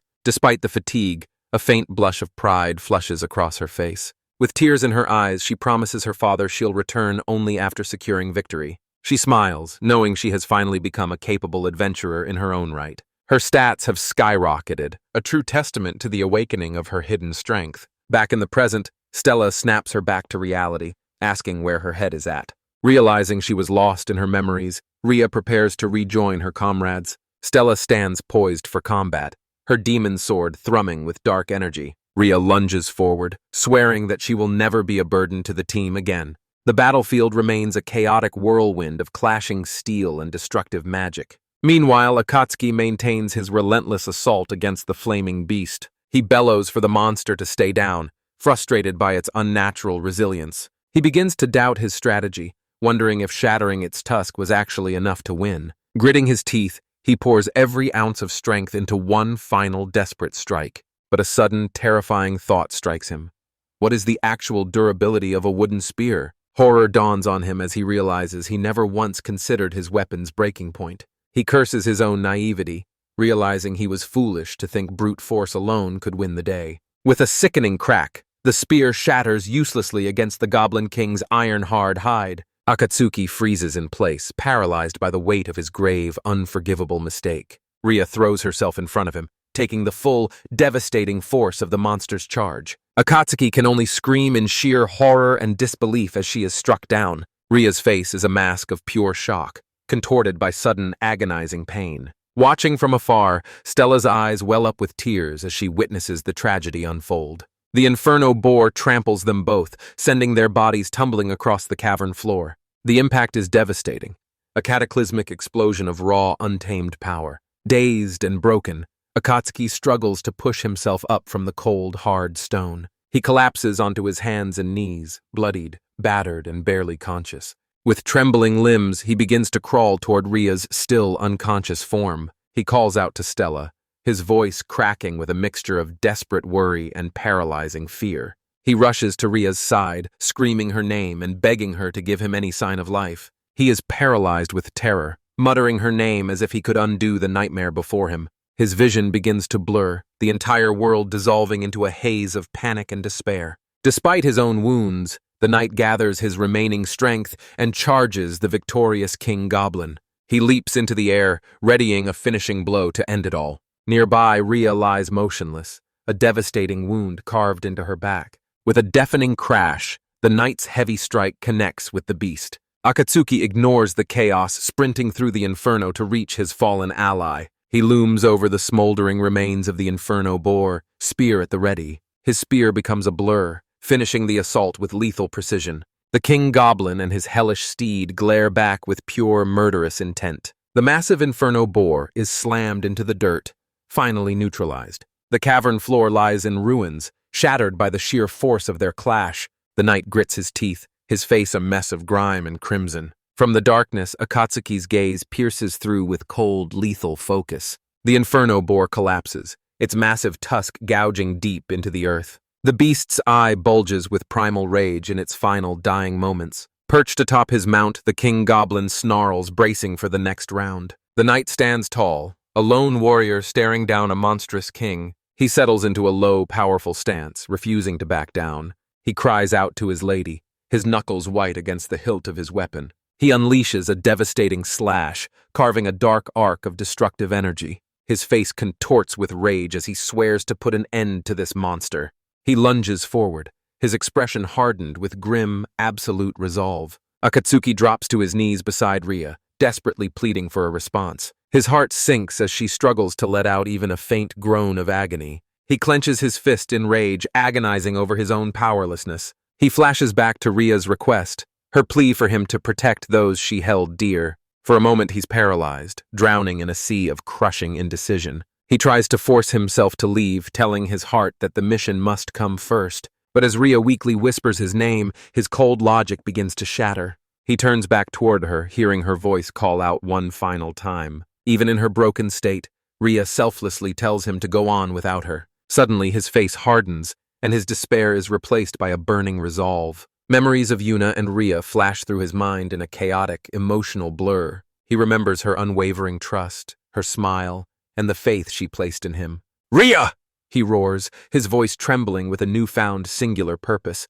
"I will save you!" He hovers over her as the rest of the world seems to fade into total silence. His eyes snap open as a sudden, shocking realization takes hold of him. He stares at his own hands, seeing them as if for the very first time. A strange, unfamiliar power begins to surge from deep within his soul. He grits his teeth, sweat beading on his brow as he tries to harness the sensation. With a sharp command, he summons his status screen into existence. A glowing, translucent panel flickers to life, revealing his hidden stats and abilities. His eyes fixate on a single impossible skill, Level 1 light magic. He flashes back to the moment Ria's touch mended his broken body.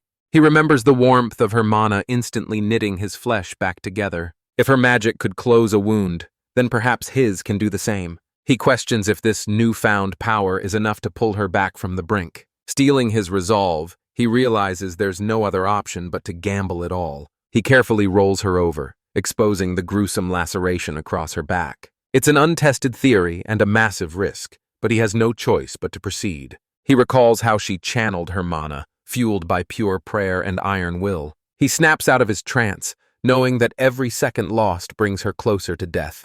He curses his own hesitation. There's no more room for doubt. He presses his hands over the gash, his mind narrowed to a single, desperate goal. He visualizes the damage, the shattered bone and the shredded tissue beneath. He commands the light to focus, forcing the healing process into overdrive. Gritting his teeth, he pours every ounce of his concentration into the spell. He offers a frantic prayer to the false god, pleading for the power to save her. "Give it to me!" he roars, demanding the strength to rewrite her fate. He recoils in agony as the horrific transference begins to take hold. A jagged, bloody wound erupts on his own back as hers begins to knit shut. The injury fully manifests on his flesh, a perfect agonizing mirror of her pain. Rhea stirs, a soft, pained groan escaping her lips. She gazes up at him and giggles, claiming the healing magic actually tickles. "Rhea!" He gasps in relief, urging her not to move just yet. A faint smile crosses his face, triumphant that his desperate gamble actually worked. He realizes that the scientific knowledge from his old world is a potent catalyst for magic. In the distance, Night screams out, pleading for help from afar. He tightens his grip on the axe, bracing for one final, desperate charge. With a thunderous roar, he brings the massive weapon crashing down. Now fully conscious, Rhea watches the unfolding chaos with growing dread. She sits up with a bright smile, insisting that she's recovered and ready to go.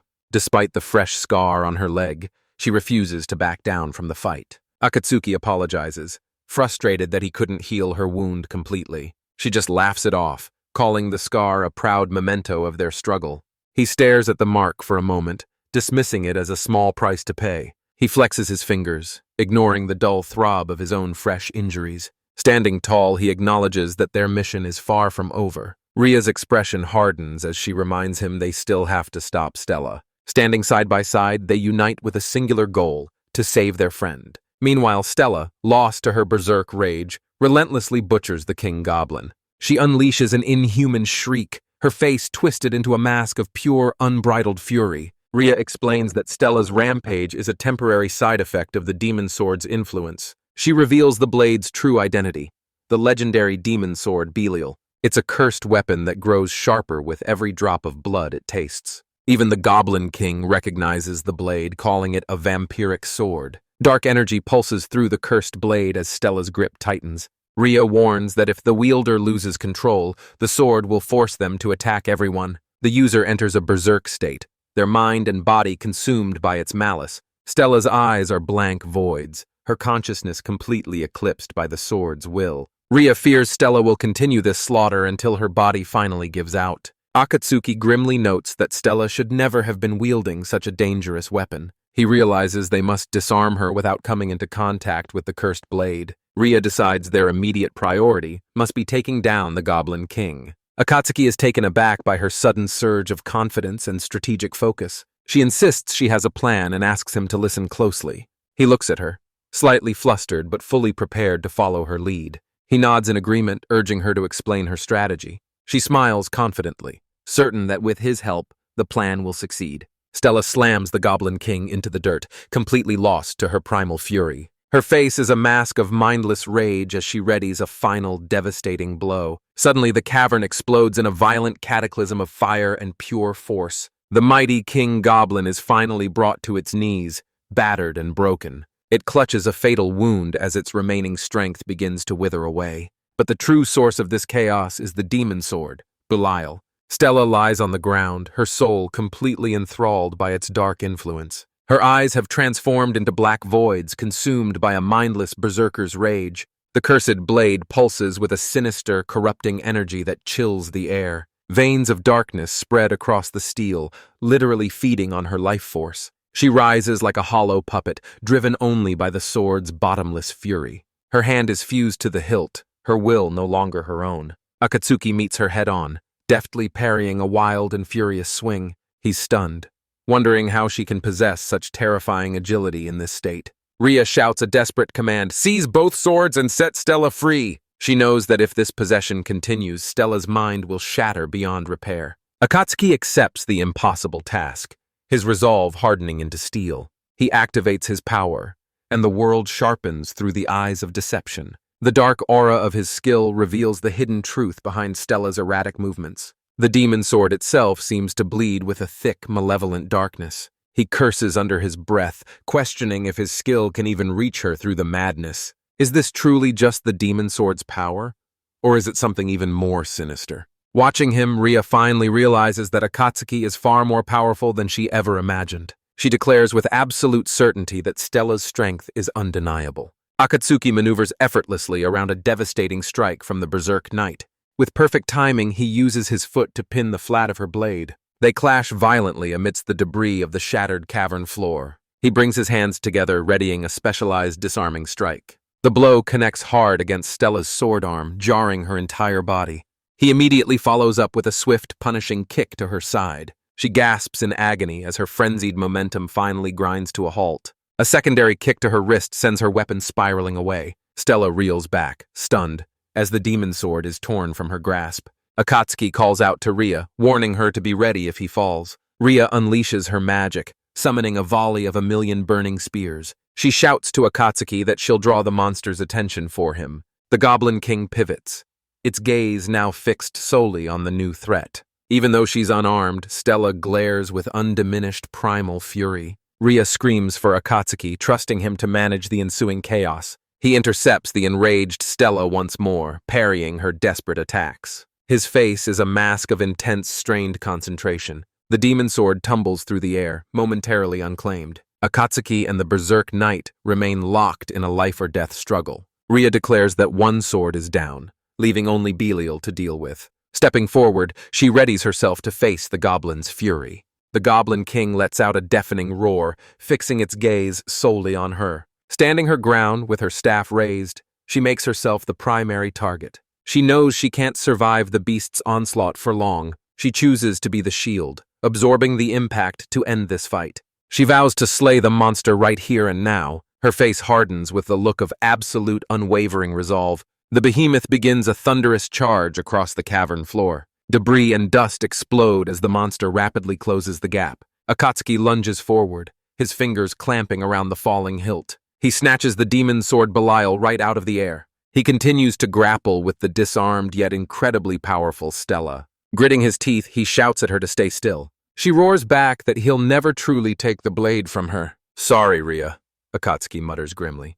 "It's time for Plan B." He hurls the demon sword straight back at the Berserk Knight. Stella's eyes widen in shock as the cursed blade whistles toward her. She catches it, and a fresh wave of demonic power surges through her veins. Ria screams, demanding to know if he's truly ready to die. Stella roars, declaring that the final blow belongs to her alone. She vows to pierce the monster's heart with her blade. She lunges forward, a blurring whirlwind of righteous fury. The King Goblin raises a massive fist to crush Ria into the dirt. But Stella and Akatsuki intercept him in a perfectly synchronized assault. Ria throws her weight against the beast's arm, stalling it for a vital second. Stella's expression is a mask of cold, focused rage. Ria watches on, her heart aching with concern for her companion.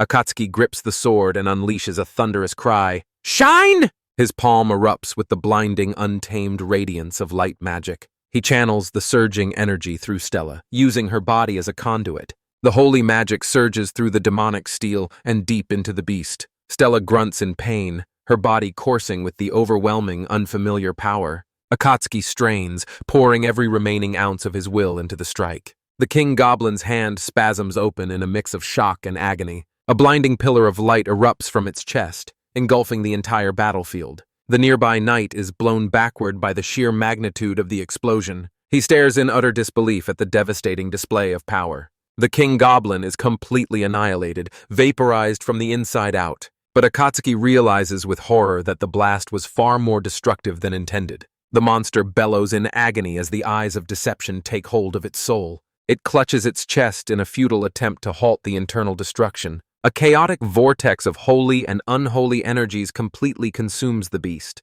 Akatsuki can only stand paralyzed, staring at the sheer scale of the devastation. Ria screams a desperate warning, pleading for him to move as the beast falls. He shouts back in acknowledgement, but the window to escape has already closed. The massive inferno boar, now riderless and broken, begins its final descent.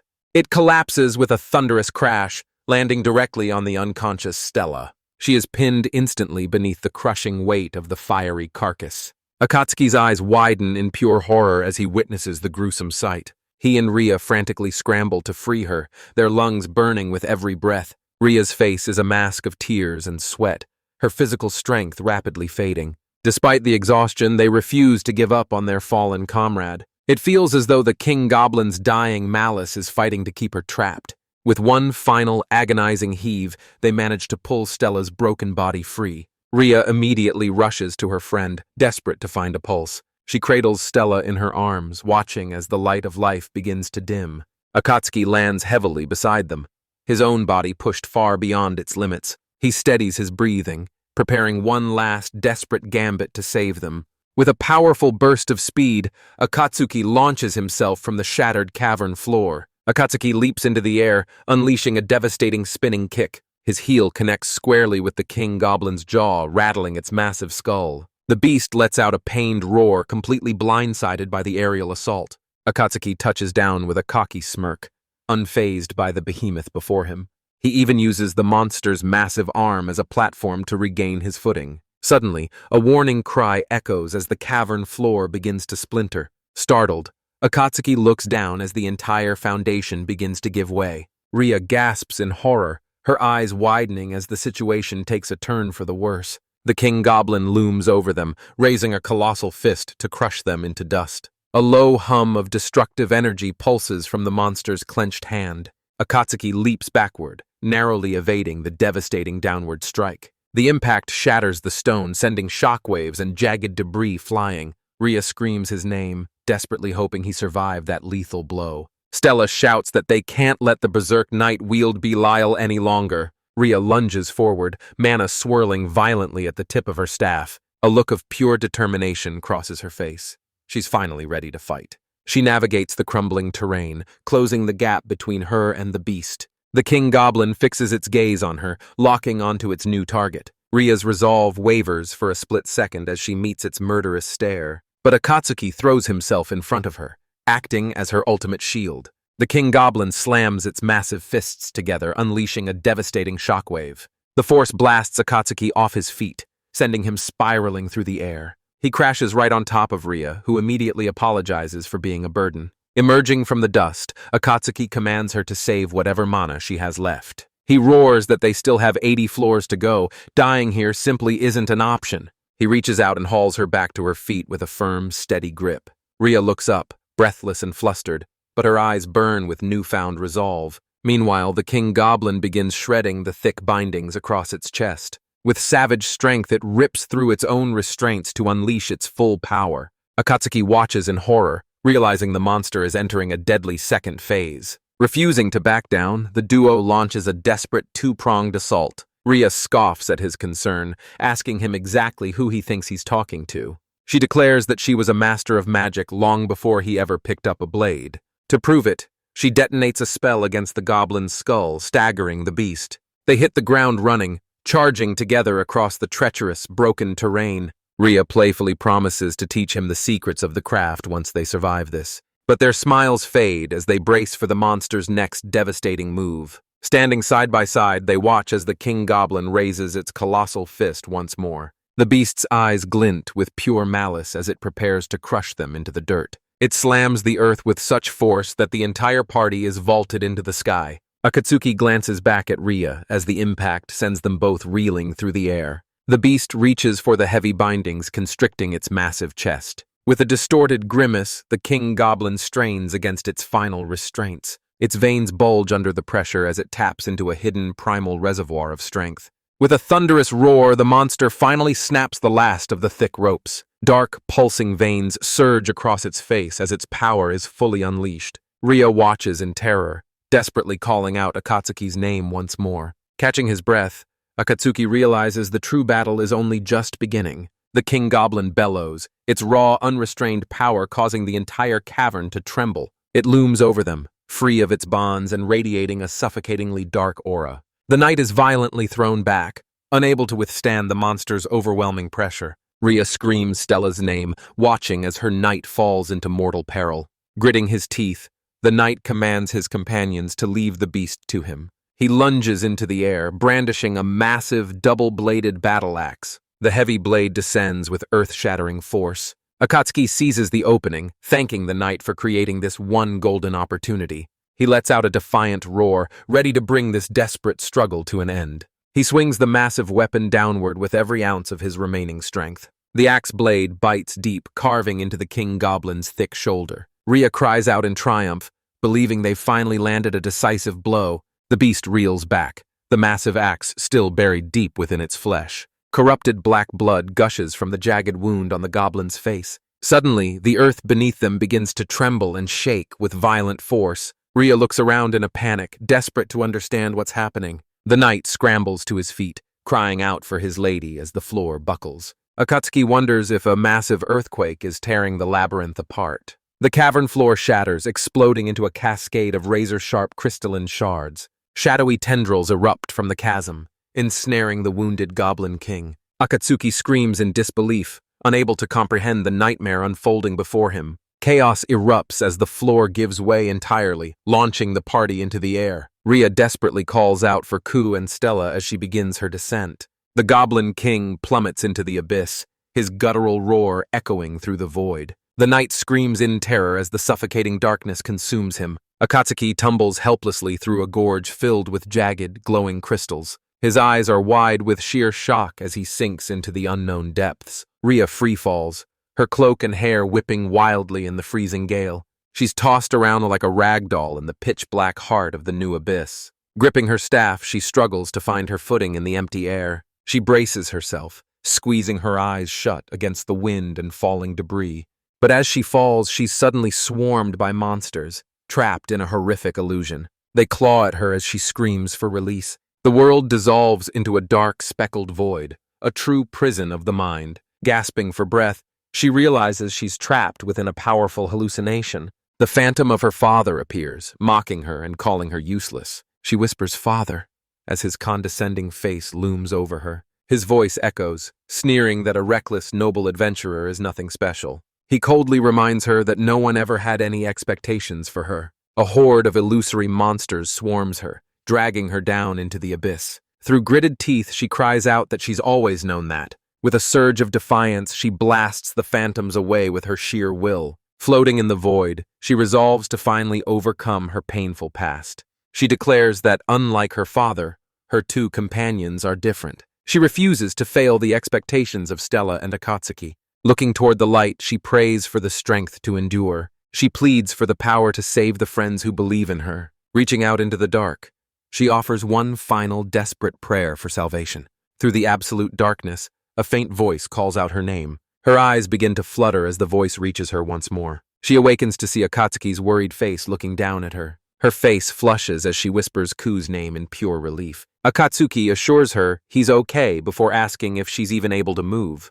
They've landed in a massive crystal cavern, a mysterious new stratum deep underground. Ria is stunned they survived the fall, but Akatsuki insists it was all thanks to her. He explains that their trajectory was somehow shifted, sparing them from being impaled on the spikes below. Regardless of the logistics, Akatsuki is just grateful they made it out in one piece. However, Ria's relief is short-lived as a terrifying realization begins to dawn on her. With panic rising in her voice, she frantically asks where her loyal knight Stella is.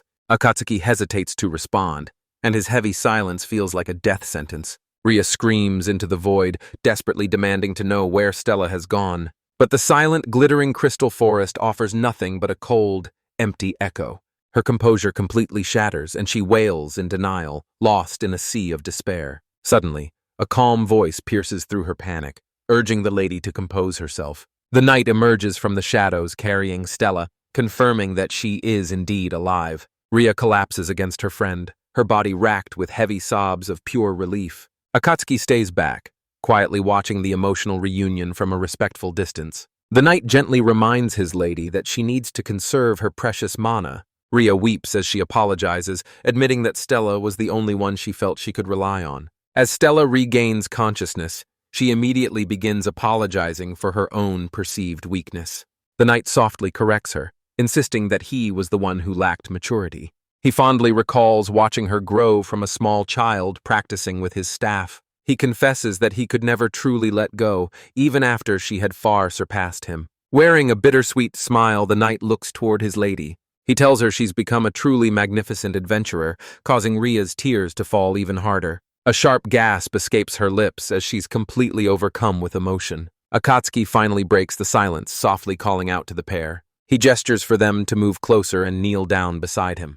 With a mechanical click, he finally unfastens the cursed collar from the knight's neck. Akatsuki examines the device, a flicker of genuine surprise crossing his face. The knight explains they are now outlaws, having freed an apostle of the evil god. Her face stained with tears, Ria watches in silence while whispering Stella's name. The knight declares that everything he did was solely to protect his lady.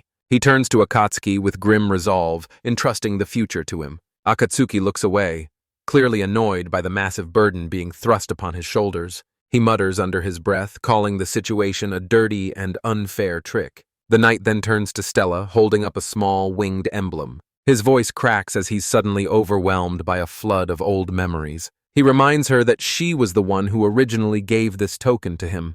In this small object, a lifetime of unspoken feelings is finally laid bare. His voice drops to a faint whisper as he confesses that he has always been deeply in love with her, tears finally tracing paths down his cheeks. Ryo's heart-wrenching wail echoes through the air, a final cry for a confession that came far too late. Suddenly, the cavern wall shatters as a colossal rank 8 crystalline monster launches a brutal assault. Reacting in a flash, Akatsuki shoves his companions aside, narrowly clearing the path of the charging beast.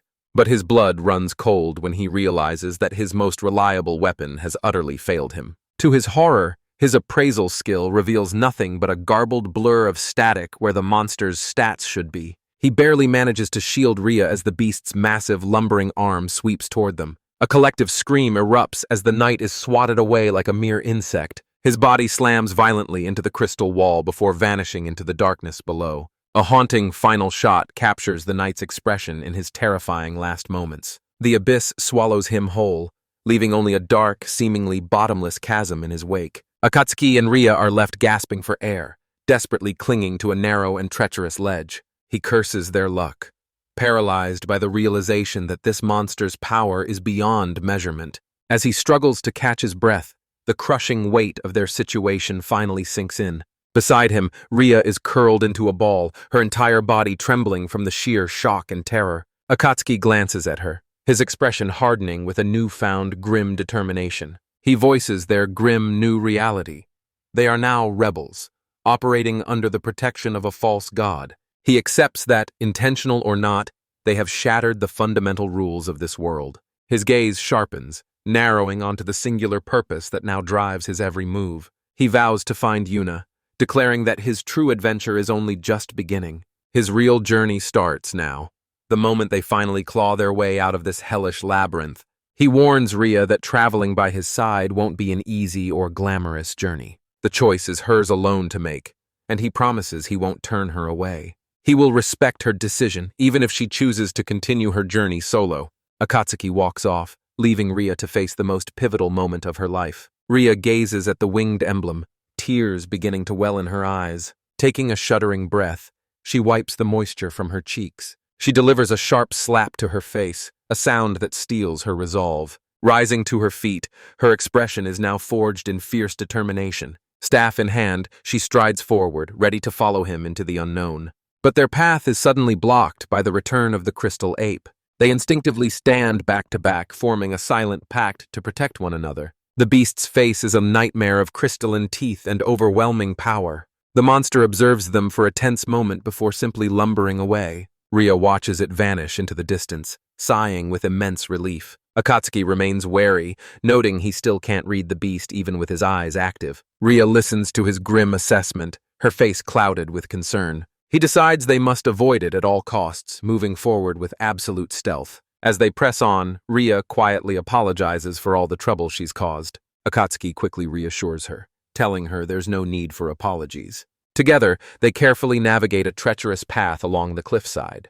They gaze up at the bizarre alien trees of the crystal forest looming overhead. Every step through this treacherous terrain is slow, deliberate, and fraught with danger. Sweat beads on Akatsuki's brow, a testament to the immense physical and mental strain. Rhea observes him closely, her own expression a mask of exhaustion and lingering concern. Their footsteps echo softly, breaking the oppressive silence of the deep labyrinth. They venture into a swirling, disorienting tunnel that leaves Akatsuki feeling deeply unnerved. Finding a moment of respite within the passage, a heavy silence settles between them. Finally, Rhea turns toward him, her curiosity overcoming her hesitation. She asks him to describe his friend.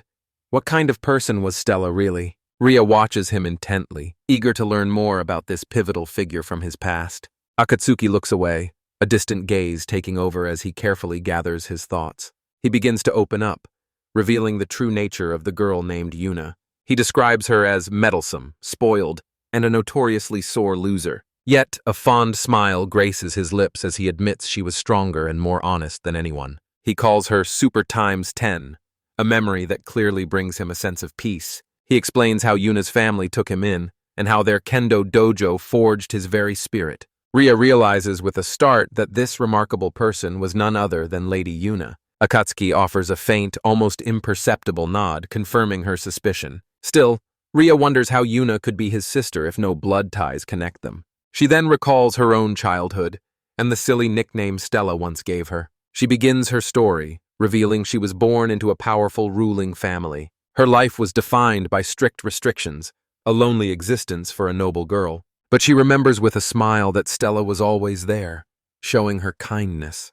Stella was the only person Ria ever truly considered to be her real family. A memory surfaces of a younger Stella reaffirming their unbreakable secret bond. Stella was the only one who truly listened, teaching her the meaning of strength. They would sneak food and skip lessons, enduring their father's scoldings together. Ria tearfully admits that she owes everything she is today to Stella's influence. Akatsuki listens intently, his expression stoic but his focus entirely on her. He offers a simple nod of understanding, sparking a quiet moment of connection. Looking ahead, Ria asks him to share his own story once they finally escape. She shyly admits that she wants to travel by his side and see the world. A rare, almost imperceptible smile touches Akatsuki's lips at her request. He agrees, and they soon arrive before a colossal door carved with a dragon. Ria marvels at the ornate design, while Akatsuki realizes they've reached a milestone. With a shared look of determination, they prepare to enter the chamber beyond. Together, they place their hands on the massive stone doors and push inward. The doors grind open, revealing a path into a dark and hauntingly silent chamber. Ria notes the unsettling quiet, and Akatsuki confirms he senses no presence. Suddenly, Akatsuki breaks into a cold sweat as he senses an overwhelming power. He screams a desperate warning to Ria, sensing a threat looming from above. A massive, armored dragon descends, its crushing aura pinning them to the floor. A booming voice echoes throughout the chamber, commending their progress. The beast calls them by their full names, revealing it knows exactly who they are. It identifies itself as Zenonia, an apostle serving the void god. This is Falbasa, the phantom dragon, the guardian of the 91st floor. Akatsuki and Ria stand frozen, paralyzed by the dragon's magnificent presence. The dragon's ancient gaze pierces through them as a low growl rumbles in its chest. Ignoring the suffocating pressure, the two draw their weapons to stand their ground. Falbasa respects their resolve, but bluntly states they have no hope of victory. However, the beast won't attack, as their true adversary has already been chosen. It proclaims that Akatsuki's ultimate opponent is none other than himself. A searing flash of light erupts from the dragon, swallowing Akatsuki whole. Ria screams, shielding her eyes from the agonizing, blinding radiance. Akatsuki wakes up in a realm of absolute darkness, isolated from the world. A hauntingly familiar voice echoes, claiming this void is a reflection of his soul. The voice mocks him, sneering that he is just as hollow and dark as this abyss. Suddenly, a perfect doppelganger clad in kendo gear materializes before him. Shocked, he finds a bamboo sword in his grip and realizes the nature of this trial.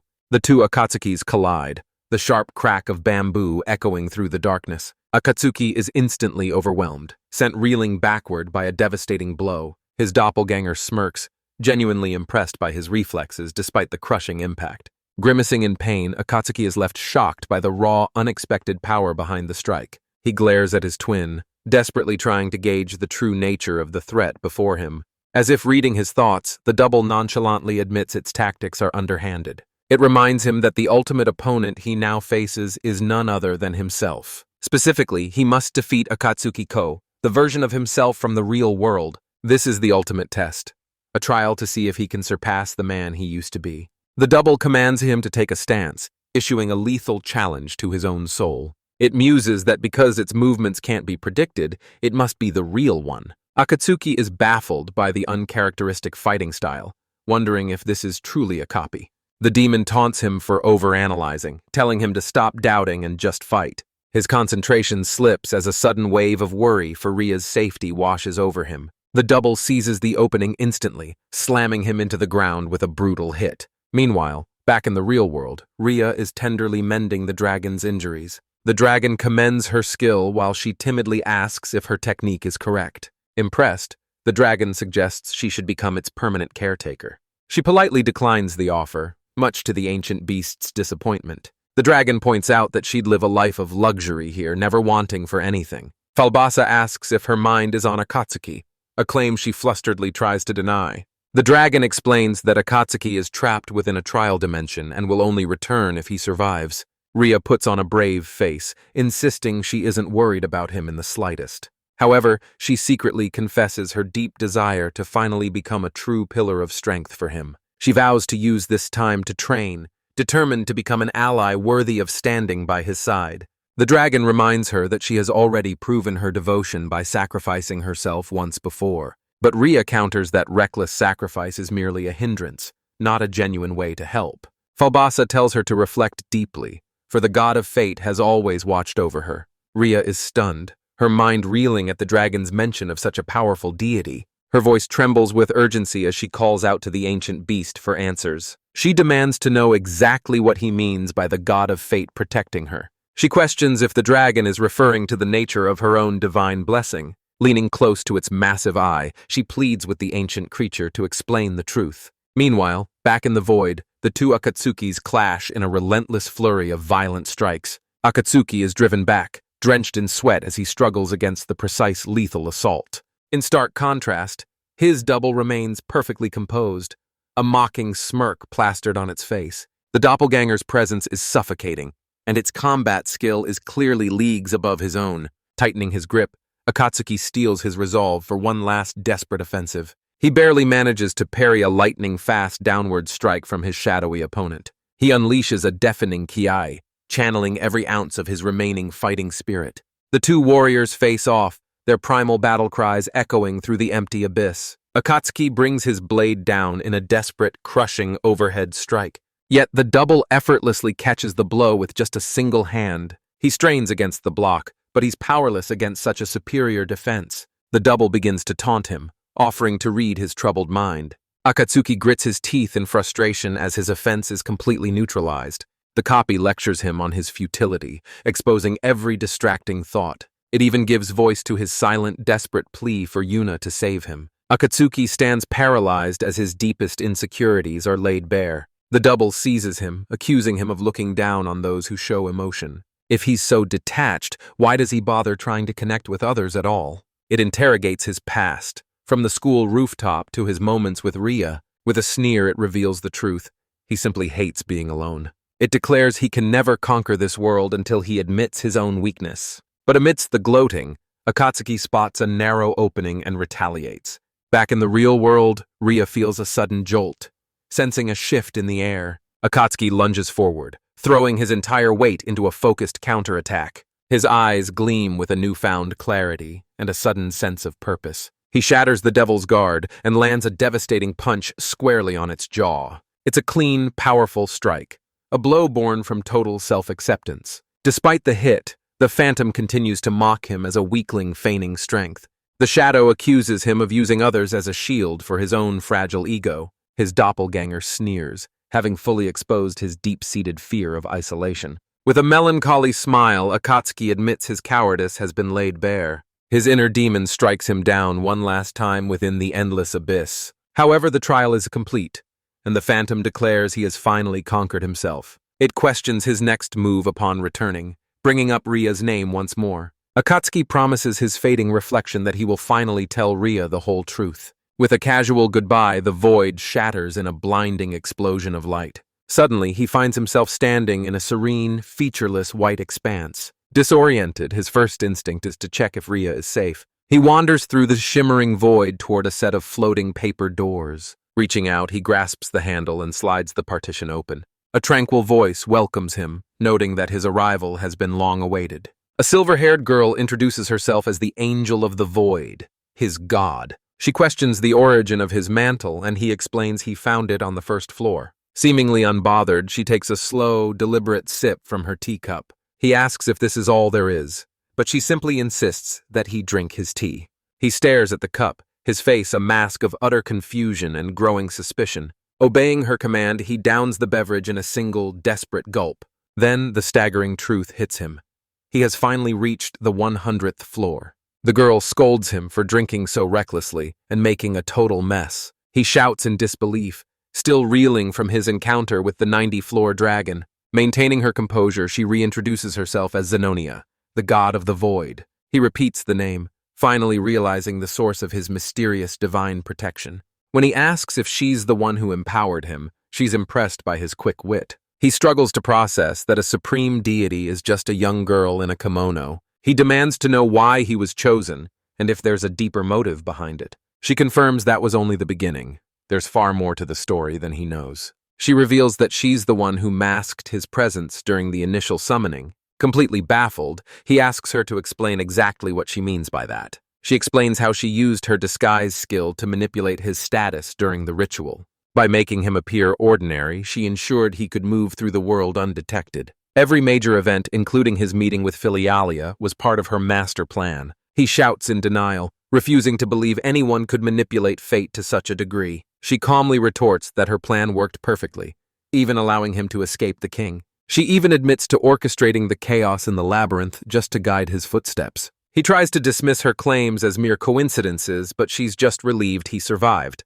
She watches him with a cool, unreadable gaze that keeps him on edge. When she asks what drove him this far, he claims it was all for the salvation program. She smiles knowingly, revealing that the real reason for his journey was always Yuna. Akatsuki flinches, his mind racing with shock and confusion at the mention of her name. A vision of a smiling Yuna, clad in shimmering armor, flashes vividly before his eyes. He stares at her, completely speechless after such an impossible revelation. He desperately demands to know if Yuna is really here, and she offers to tell him the truth. When she questions his purpose, he recalls his mission to liberate the imprisoned gods. However, she dismisses his entire quest with a look of profound boredom. Frustrated, he shouts back, reciting the world's theology of the three benevolent gods. She explains that all gods are equal, with no inherent concept of good or evil. It was the god of light who created this division, summoning heroes to enforce his iron rule. Akatsuki struggles to process the world-shattering implications of her words. He asks if the light god is actually hunting the others, and she confirms his dark suspicion. Her side summons heroes for one reason: to sow chaos and rebel against the celestial tyrant. She then reveals that Yuna was actually part of the very first summoning, while he, Akatsuki, was only brought over during the second wave. Stunned that Yuna arrived before him, Zenonia explains that the girl's memories were wiped. As he absorbs this, he begins to wonder about the true fate of Yuna and her companions. He asks if she was summoned with others, and more importantly, for what purpose. He asks in disbelief, does this mean Yuna betrayed her fellow heroes? Zenonia confirms that Yuna is a rebel, mirroring his own current path. She believes Yuna only turned after discovering the God of Light's ultimate lie. He realizes that if she's right, he has effectively committed heresy against the world's primary faith. Zenonia reassures him, however, noting that his specific circumstances are unique. A small smile escapes him, relieved that this defiant spark is exactly like the Yuna he remembers. Zenonia asks if he knows her current whereabouts, but he is forced to admit he doesn't. She warns him that even if he did know, he isn't ready for a reunion just yet. Frustrated, he asks if all his effort was for nothing after coming all this way. She cuts him off, bluntly stating his journey wasn't won through skill, but through sheer luck. She reveals that the divine protection of the god of fate is what made it all possible. Akatsuki stands frozen, whispering the name God of Fate in absolute shock. Luck is the only reason he found Ria and how she survived those impossible battles. Her divine protection was working behind the scenes, saving her life time and time again. Suddenly, Akatsuki feels as though all his hard-won efforts have been completely invalidated. She explains the labyrinth was designed to be conquered slowly, floor by grueling floor. Luck, she claims, is a terrifying power capable of rewriting the very fabric of reality. But to realize you are merely a puppet of fortune is a truly cruel way to live. Akatsuki falls into a heavy silence, his expression darkening as the weight of the truth sinks in. With her tale finished, Zenonia's duty as the Angel of the Void is finally complete. As a parting gift, she grants him a temporary wing to carry him back to the surface. Once he returns, she promises to let his true angelic potential finally awaken. Only then will he possess a courage that far surpasses his current limits. He'll be surrounded by companions he can trust with his very life. A vision of Ria gazing at him with pure affection floods his mind. He'll finally grasp the strength required to save the entire world. He sees a version of himself, confident, powerful, with a sword at his hip. Suddenly the vision shatters, and he's back in the cavern to the sound of Ria's frantic cries. She stumbles toward him, her legs buckling from the sheer weight of her emotion. Akatsuki catches her as she collapses into his arms, sobbing with overwhelming relief. Through her tears, she cries out how grateful she is that he's still alive. He looks down at her, bewildered by her outburst, and asks what's wrong. Weeping, she blames her own divine protection for all the agony he's had to endure. His eyes widen in shock at her sudden confession. When he asks how she found out, she reveals that the dragon, Falbaza, told her everything. He's stunned that the guardian would reveal such a heavy, forbidden secret. Falbaza himself appears, apologizing for lecturing her on the hidden mysteries of the gods. Akatsuki looks down at Ria, who is still clinging to him as if her life depends on it. She admits she had no idea how her protection was truly affecting him. He offers her a gentle smile, thanking her for staying by his side through it all. Her eyes well up again, but this time they're tears of pure, unadulterated joy. Overcome with emotion, she lunges forward, pulling him into a tight, grateful embrace. A flustered Ria then questions Ku, who snaps back, telling her not to mess with him. His fury melts into embarrassed laughter as he offers an apology, drawing a soft giggle from Ria. Beaming with joy, Ria confesses to Ku that she has never been happier. A rare, gentle smile graces Akatsuki's face as he gazes back at her. Ria declares it is finally time to return to the surface and begin their new life together. Suddenly, magnificent wings of pure light erupt from Akatsuki's back in a blinding flash. Ria gasps in awe as Falbaza observes that the boy has been granted the wings of an angel. Akatsuki cheekily remarks that this is a one-way trip, promising they'll never have to return to the dark. Falbaza pledges his allegiance, officially naming Ku the new Angel of the Void. Accepting his new title, he sweeps Ria into his arms to begin their final ascent. The great dragon unleashes a massive surge of energy, catapulting them toward the heavens. He holds her close as the celestial updraft carries them out of the labyrinth's crushing depths. They soar upward like a streak of light, leaving the gloom of the dungeon far behind. High above the clouds, they gaze down at the world, finally tasting true freedom. A vast horizon of mountains and lush forests stretches out endlessly beneath them. Tears of relief well in Ria's eyes as she takes in the beauty of her newfound liberty. They glide across the breathtaking panorama, heading toward the unknown future awaiting them. Cradled in his arms, Ria whispers in quiet awe that they are finally, truly outside. She knows they must eventually land and face the consequences of their new lives as rebels. Her expression hardens with resolve, fully embracing the dangerous path they've chosen. Akatsuki agrees, knowing they must find a sanctuary where the world's rumors can no longer reach them. He softly calls out her name, prompting her to look up with genuine curiosity. He asks what kind of adventures she envisions they'll share together in the future. A deep, bashful blush floods her face at his unexpectedly heartfelt question. She playfully lists the possibilities, from camping and guild quests to exploring uncharted lands. Smiling, he notes that their plans require gold and asks for her input on their next move. Ria ponders their financial predicament for a moment, a thoughtful expression crossing her face. With a sly grin, she reveals a dragon scale, wondering just how much it might be worth. He stares at her, both pleasantly surprised and impressed by her clever resourcefulness. Not bad, he laughs, as the two soar toward a distant city and a brand new future. Meanwhile, King Lucent receives word that Zenonia's agent has sided with the traitor, Yuna Akatsuki. The king is left reeling, realizing the very summoner he condemned is somehow still alive. He vows to summon even more heroes should they dare to bring disaster upon his kingdom. Moments before their escape, a grand parade had marched through the capital's bustling streets. The kingdom's celebrated heroes, Seiji, Rina, and Erika, waved to the adoring crowds below. The vibrant city scenery flashes past as the grand procession winds through the district. Back in the present, Seiji clutches his head in anguish, tormented by the thought of Akatsuki. The heroes discuss the grim reality of the execution, finding little joy in their hollow celebration. Clutching a wanted poster, Seiji dreads the day he might have to face his old friend in battle. Their mentor, Alfred, interrupts their thoughts to announce their next destination, the Void Labyrinth.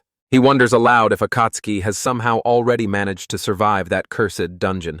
The odds are high, but everything hinges on the contents of the latest oracle. He reveals that Seiji's true purpose was to stand against the newly summoned heroes. However, Seiji's loyalties have branded him a potential traitor in the eyes of the kingdom. The label of rebel leaves Seiji speechless, the weight of the accusation hitting him hard. Ever faithful, Rina and Erika quickly reassure him that they'll never leave his side. Still, he's torn over the prospect of fighting both Akatsuki and the mysterious Yuna. As Yuna's image flashes by, it begs the question, who are the true villains of this world? Meanwhile, beneath a swirling storm, a menacing tower pierces the dark clouds. Inside, the rebel Yuna receives word that it's finally time to begin her mission. Glancing at a poster of Ku and Ria, she lets out a soft, knowing chuckle. A smile creeps across her face, realizing she'll finally reunite with her beloved Ku.